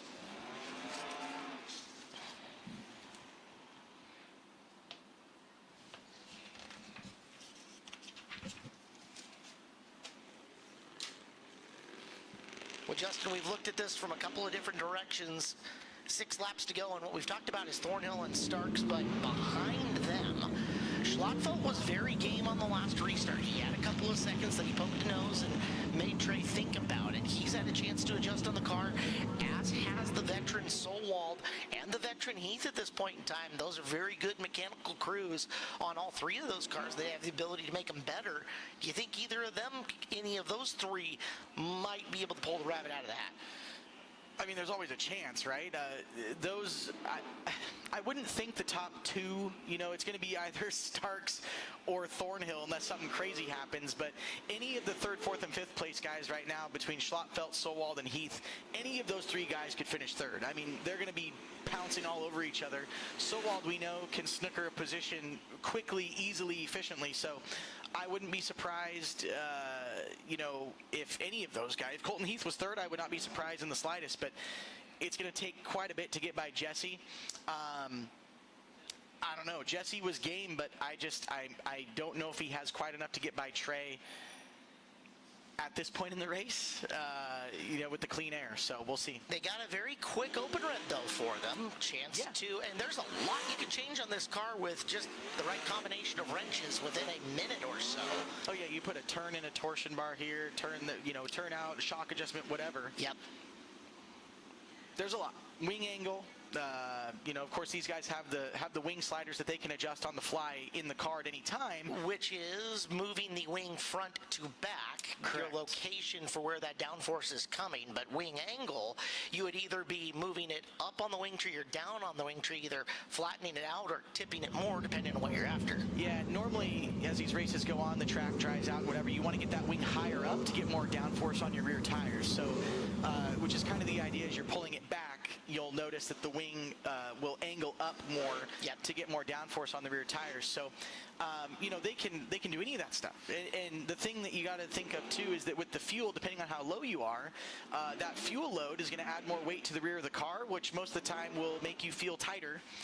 Anyway, so if you're doing wing angle and stuff to try to tighten the car up, the fuel might just do that for you. So you don't want to overdo it, at this point in the race. If you've worked your way up a few positions, you don't want to blow it all away at the end of the race. And truly, for those cars up at the front of the field versus the cars at the back of the field, the cars at the front of the field have been really good. You don't want to throw the kitchen sink at it. No, totally different running in dirty air versus clean air at the front. Colby Thornhill rolling us back to green. Trey Stark's right behind him. Thornhill, a little bump and run. He felt the front bumper and he mashed the go pedal. Thornhill gets just a hair away from Starks, and there is Schwarzfeld again. Just pressuring Trey enough that he had to think about it. Colby with a little pad on the restart as we roll down to 40. Trey did not get the restart that he wanted. Schwarzfeld's on the attack. He wants that second position. Is Thornhill able to get a really nice lead here with coming to 3 to go? Starks, though, trying to get it wound up on the top. He just can't quite get the drive he needs off the corner. Race getting along in the tooth. The sands in the hourglass are ebbing away as Colby Thornhill looking to complete a fantastic night for him.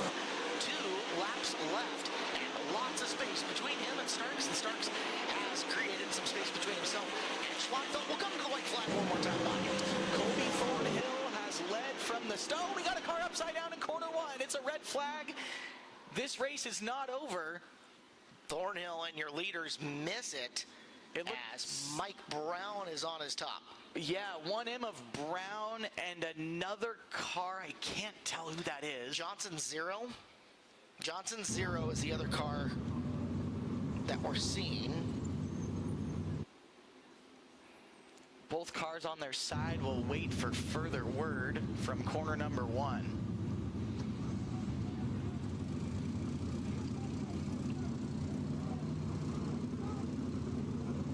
Of course, Mike Brown, one of our drivers that does double duty between 360 and 410. So he was here last week with his 410 car. You're live in the corner, Eric.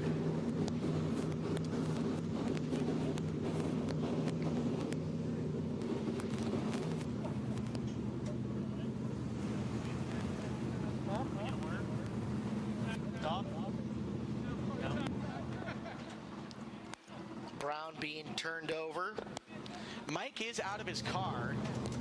He's down on the inside K-rail there. Eric was talking to him, asking for a word. I don't know that Mike's really up for that right now, but he is out of the car.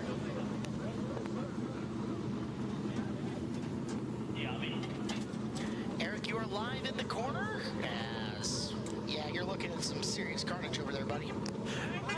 As you can see on the Jumbotron, thanks Carson, a lot of damage here on the 1M Alaska. Mike Brown can just see front end, rear end, left front, knocked out completely. Not a lot of good things, unfortunately, with the 1M. A lot of heavy damage. We'll walk over and go a little further. I'll be back with another report.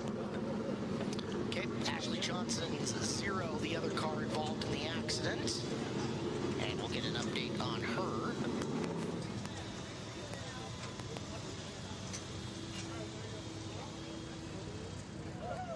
over here, turn 3 with Ashley Johnson. And not as bad in the rear end, but definitely a lot of front end damage. I mean, center plates, front, Cox knocked off of it. Axles pushed out of it, flew on the ground. Really just a lot of carnage for both cars, unfortunately, down here in turns 1 and 2. There. Yeah, and unfortunately, we did not see how that happened. They're running somewhere around, I'm going to say, 17th-ish on the field back there together. So hard to say what exactly happened. Is so apparently our buddy from NARC, Andrew Kunis, was watching. He said there was another car that got involved, contact at the end of the front stretch, sent Johnson spinning, and Brown couldn't miss it. So that is the unofficial voice of NARC. Hey, here's what happening. You can see some of these crews kind of running up to these barriers, talking to their drivers, saying, hey, try this. This is what worked for this other guy on this restart, or on the last restart. So it'll be interesting, Caleb, though, to see, because here's the thing. When Trey got on the gas and kind of bumped the 19 of Thornhill, that tells Colby to go, right? Like, he knows Trey's going to go and be on the brake, and that's his chance to get away, and it worked for him. So Trey kind of jumping the gun there on that last restart. We'll see what he can do now that we're going to have a green-white checkered finish on this A-main event. Thornhill was ready to cash that check, man. Yeah. He was gone, but it is not over. This A-main event as we're going to go back. Schlotfeld, though, man, he was right on Starks on that restart. He was ready to go. Very similar to the first restart we saw between the two of them. Jesse a half groove lower coming out of corner number 4 and carried that until Trey got the door closed into 1. You wonder if now that Trey has closed that door twice on him with the run he had, if he doesn't try to swing up high and carry that momentum up through 1 and 2 and maybe roll around him. I don't know if he's got the power to do it, but it sure beats trying the same thing a third time and getting rejected. Yeah, and he may be doing that because he knows his car can't do what you just said. Could be. Know, if he feels like he can do it, I mean, he knows they've been running for 29 laps now. So if he can try it, I'm sure he will, because there's a big money jump between 3rd and 2nd too, and 4th and 3rd, all the way up through. So you want to get that bigger check and get the better finish, of course. Well, we'll move the push trucks into position. Colby Thornhill, our race leader, right now underneath the Skagit River Steel Recycling sign in turn number 2, the Bartech sign out there as well. Don't forget, next weekend, 410s are back, 360s are here as well. See a lot of these drivers doing double duty. They've got cars in both classes, and it'll be 2 premier sprint car divisions for the price of 1. Gates open at 5, racing at 7, and you can pick up your tickets in advance at SkagitSpeedway.com, as well as your Dirt Cup tickets, just 47 days away from the crown jewel of the summer, the Jim Raper Memorial Dirt Cup here at Skagit Speedway. We've got a fun week planned that week. We have got the NARC Benevolent Fun golf tournament that's coming up. We're going to have our Dirt Cup party once again, and then 3 nights of fantastic 410 sprint car action featuring our stars from around here and the big guns from California coming up from the Northern Auto Racing Club as well.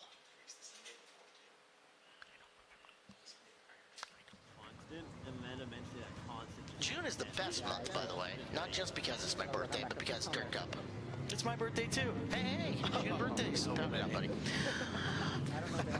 Green, white, checkered style. We'll go to overtime to finish this one up. 31 laps officially tonight for the 360s.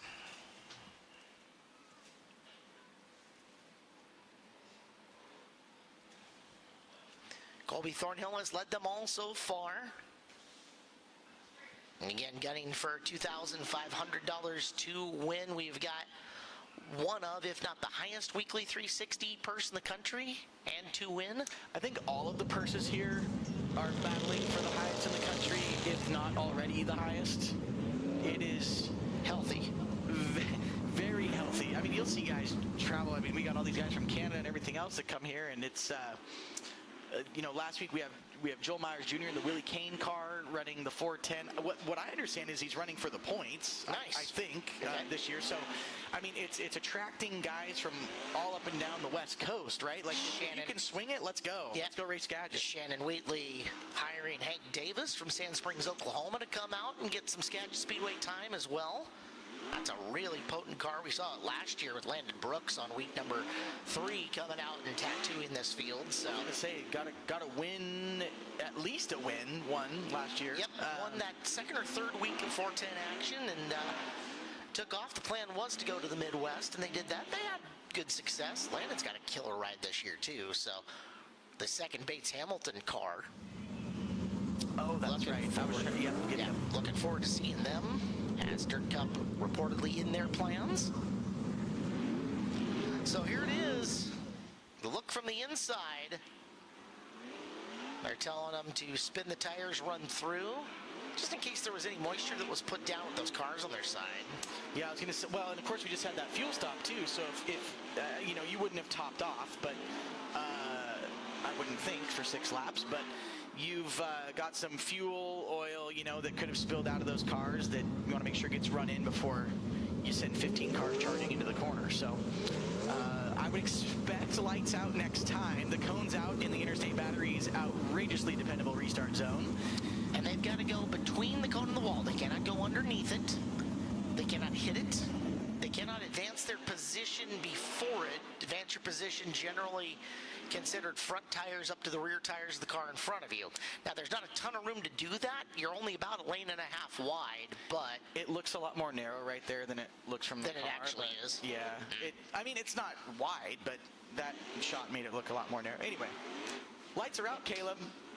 Green-white checkered coming up. Thornhill, Starks, Schlotfeld, Solwald, Heath. This should be good. Colby Thornhill looking for win number 1 on the year. Trey Starks, Jesse Schlotfeld into the zone, and later pickup for Colby. We're green, Trey down low, and Schlotfeld not there to bird dog him this time. Trey goes to the top in turn number 1. Halfway to the bottom, 3 and 4. Trey's going to go to the bottom again. Trying to show notes at Thornhill. Thornhill gets a drive off and sees the white flag. Vapor Trail's coming off the right rear of the Starks cars. He looks for anything he can do to try to catch up, but Colby Thornhill cruising down the back straightaway for the final time and into victory lane. First win of the year for Colby Thornhill. Second to Starks. Third goes to Schlotfeld. Solwald picks up position number 4 and get 5 to Colby Heath. Robbie Price 6th, Cam Smith 7th, Levi Hillier 8th, Levi Kuntz 9th, and Eric Fisher in 10th on the field unofficially, as Thornhill will take that sharp left into the infield to the scales.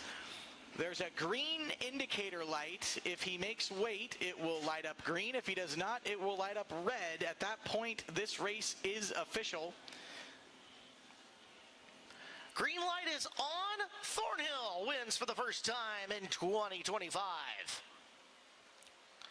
Father Chris walking away from the car should be a very, very happy camper. I believe that is Reese Wickard pushing him on the quad and out to the front straightaway. Well done for the Hammer pilot.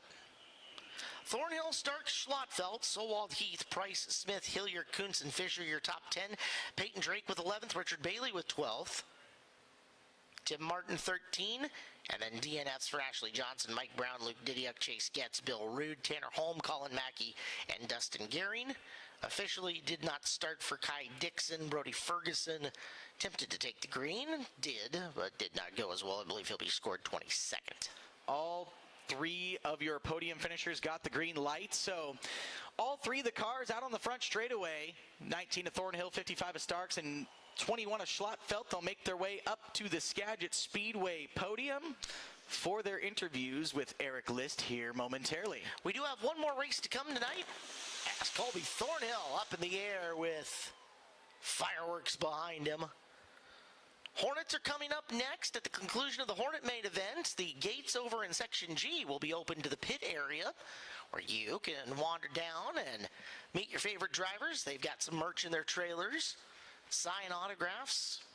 If you're lucky enough, maybe sit in the car, If you got a youngster in and with you here on Star Wars Night, they could meet one of their racing heroes. So we invite you to take your kids down into the pit area at the conclusion of tonight's main.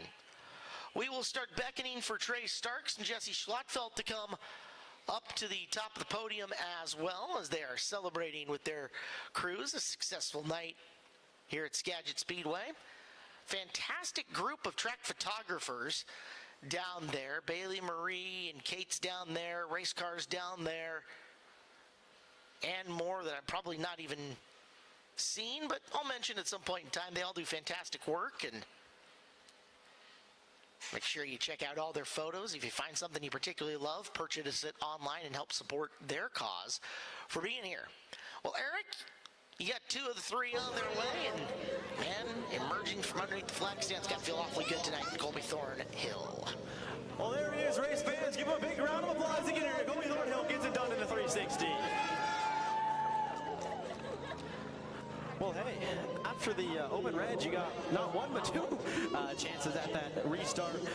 Did you do anything different on that second one to hold off Starks, or did you just kind of keep the same old going? Honestly, I feel like a Vietnam flashback, because I'm pretty sure that would have been probably the 4th or 5th time that I lost a restart to Trey with about 5 to go. So I probably would have rather hung it in the fence than do that again. So I just did what I could and tried my best, and obviously it worked. So I can thank everybody that's here, all the fans in the stands, merchandise. We got new merchandise in the trailer. Everybody on the card, PGH Excavating, Missile Motorsports, P&W Insulation, FK Shocks, Triple X Chassis, Bullrich Industries, and just anybody I missed that's on the 19, and my mom, dad, that let me keep doing this week in and week out. So I want to talk to you about working your way through lap traffic. Races won, and a lot of times, I mean, you know that, through lap traffic. What is the art to just slicing through lap traffic? You made it look easy, but I know it's not. Pretty sure I just closed my eyes and hope that I didn't see Jesus at the end, because I think I had a better guess of where they're going than they did, and but I mean, that's part of it. That's what makes it fun. So that's the sad part, though, is you got to just hope they don't lane change you, and that's racing them. Well, hey, you getting on. Colby Thornhill stays atop the podium here for the 360s. We'll get Trey Starks. He says, good job to Colby. And so he referenced to you that you beat him a lot of times, 5 to go on the restarts. Tonight you didn't. What little more did you need? Yeah, we just needed a little bit more. That was kind of, you know, early in the season and late in the season, the tracks got more moisture than in the middle of the summer, and we're hit or miss sometimes. We were really close tonight. Colby was really good out in clean air, and I tried anything I could kind of on restarts to just find a little bit of an edge, and I just couldn't quite find enough. So kind of wish that first start would have went through. We got a lot better start there. We fell back to 4th on the start that did go through, but we passed a couple cars, and we were pretty, you know, had good speed. So I'm happy. Guys gave me a great car, and we'll come back and find another day. Well, Trey Starks brings home 2nd. And we'll talk to Jesse Schlattfeld. Well, Jesse, you were always just running Trey down there at the end, almost probably another more lap. Did it feel like you were going to be able to get by him? I don't know. We elected not to take any fuel on that restart, and it kind of started spinning and sputtering on those last caution laps. But no, I don't know. Car was really fast. It was dialed in real good.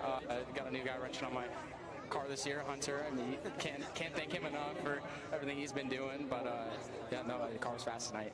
Oh, come on, Hunter's anything but new to wrenching on a sprint car. He's wrenched on yours, hasn't he? A couple times in the past, yeah. This is definitely a reunion in a way, but yeah, no, it's a blessing to have him for sure. Well, Jesse Schlattfeld wraps up the podium in 3rd.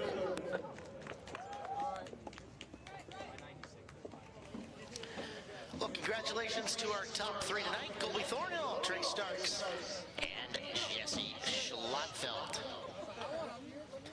Gray Mazda 6, you're in the pit parking area. You need to move. License plate CAE 1531. Gray Mazda 6, license plate CAE 1531. Need you to move your car. And right. Those are Skagit Speedway embroidered leggings. Huh. Now available at the souvenir stand. Or not. I had so many comments. Just the random things that I noticed. Yep. Yeah. Thank you for not. Yeah, it was going to get bad. Appreciate that. Well, Hornets on their way. Final main event here of our second night of action. Let's see. Got a lot to choose from.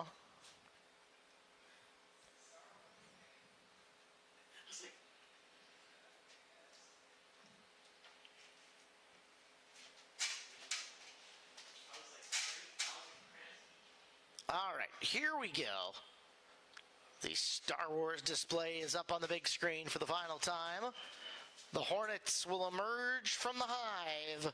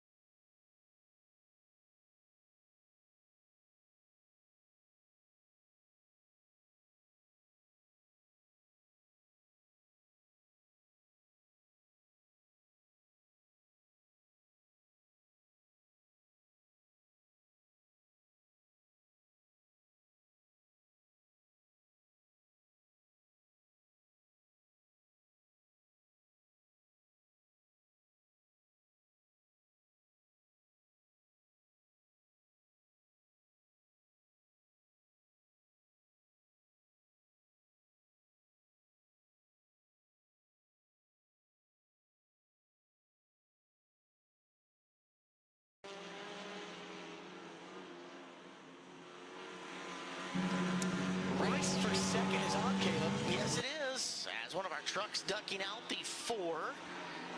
As take a look, that's Laverne, I believe, who is coming off Raceway. V8 still having some issues. Almost just trying to stay out of the racing line. Yeah. Like just trying to, hey, go have your fun. I'm just here. Right. It is Henry who is looking for his first Skagit Speedway win. Voss in the 03. And Skagit in the 71. Really, this is turning out to be a pretty good race because Voss is going to have a run here in just a couple corners. You can tell he's got that thing figured out, kind of entering just above that rough groove on the bottom, and this is going to turn into a pretty good race here pretty quick. You know, Scott's doing a better job of finding smoother race line. He just came through the low side of 3 and 4 and didn't have a whole lot of weeble and a wobble to him. So he's found something there that's at least working for him, but it is Voss. Rear tires a-chattering. Coming after Subaru Scott and trying to break his heart and take away his first main event win with 5 to go. Henry, Voss, 5 laps left. Voss in the 03, Scott the 22, and you can see Howard's kind of figuring out how to drive downhill out of the second corner and build some speed. Well, when you see Scott kind of making his car wide out of 4 and down the front straightaway, I wouldn't be surprised to see, because he's doing the same pattern. He kind of sweeps wide out of the corner and then low down the straightaway. So, but look, the race for second's on too. Yeah, Skagit right there in case Voss makes a big mistake. We're coming into 3 to go. Again, Howard Voss choosing to find the hardest way around the racetrack, but he's found some speed there. Slower traffic looms up ahead of Subaru Scott.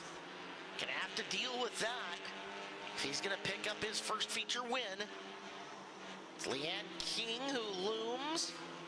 Voss has been in this position many a time with 2 to go, as he is a very good driver in the chase position. See if he can finish this out. We're coming into the white flag, Justin, one more time by. Scott's looking good, but Voss is just trying to find that little bit more. He doesn't have second lockdown, though, because that's a good race coming here on the last lap. Subaru Scott just got a couple more corners for his first win. He made a real easy pass of King. He's got O'Keefe ahead of him in the 42 truck as he rolls into 3 and off of 4 for the final time. Subaru Scott, rack one up for the Subaru fans. Scott Henry takes the victory. His first at Skagit Speedway, Voss second, and Skagit ends up in position 3. You saw his fist bump as he crossed the line. He held on, rough track, kept the car under him, and got his first win. That's cool to see. Made him in victory lane with some ibuprofen. Yeah. Fellow competitors congratulating him as they will scale.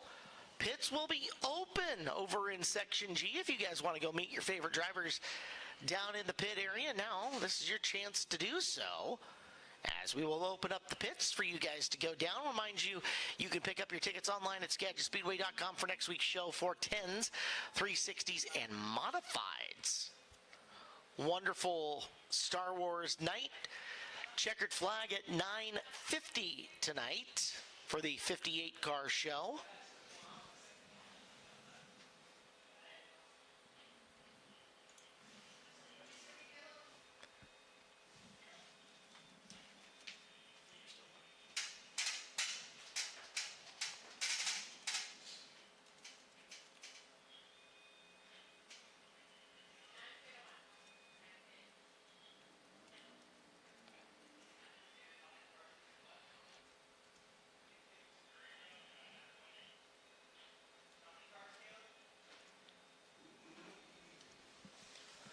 Well, they have scaled, and it is official. We have a first-time winner at Skagit Speedway in Subaru, Scott Henry. Guy has done a lot of autocross and tough trucking and such like that across the Northwest, and now some circle track accolades for him. Voss will take second and give third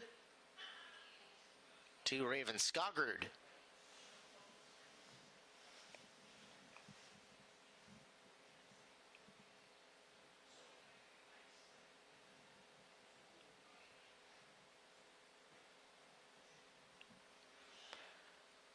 out of the car and celebrating Subaru Scott Henry.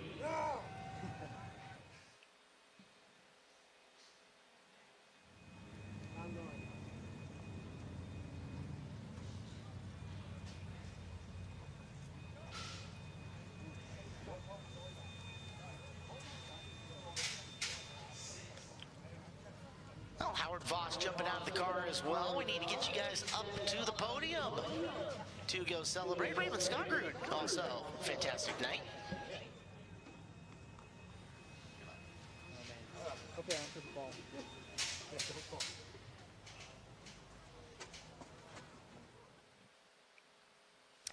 Well, Eric, it got awfully cold out there by the time the Hornets rolled to main event action, but Scott Henry going to be immune to that cold as he's ready to celebrate feature win number 1.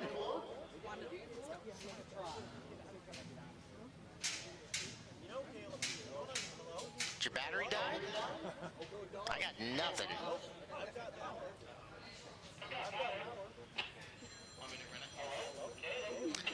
You are live and everything looks good on my end, sir.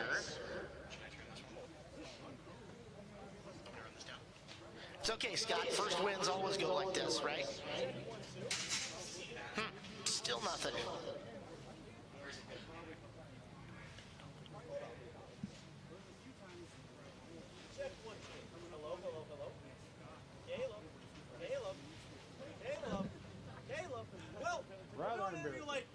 All right, hang tight. Technical difficulties in victory lane. We will get it in just a second. You got the blue one.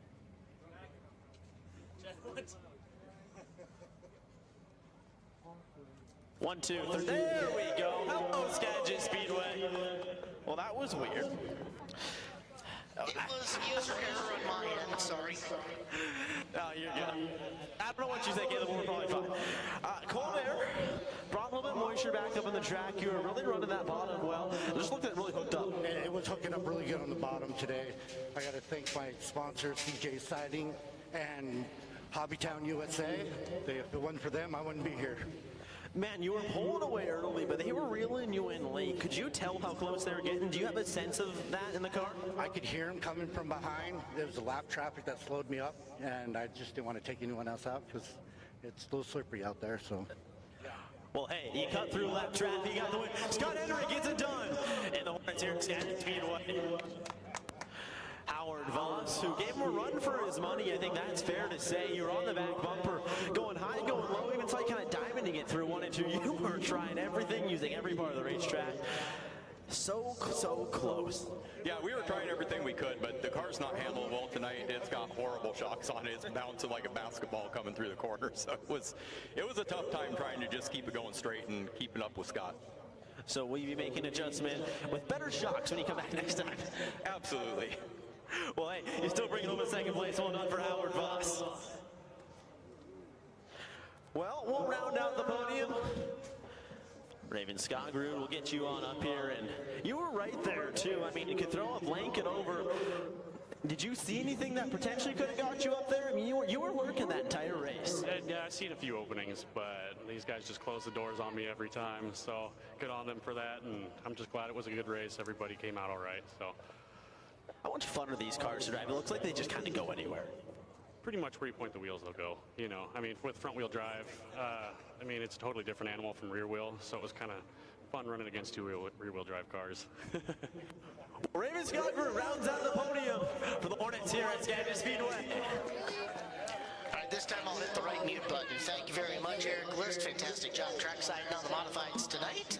Big thank you to Justin Youngquist for joining us up in the tower. Next weekend, 410s, 360s, and modifieds. We will open the gates at 5. Racing begins at 7 here at Skagit Speedway. Glad to have you in with us. We will see you next weekend. Star Wars Night, a big success. My name is Caleb Hart. Good night, everybody. Drive home safe, and we will see you next weekend at Skagit Speedway. Slowly start looking over.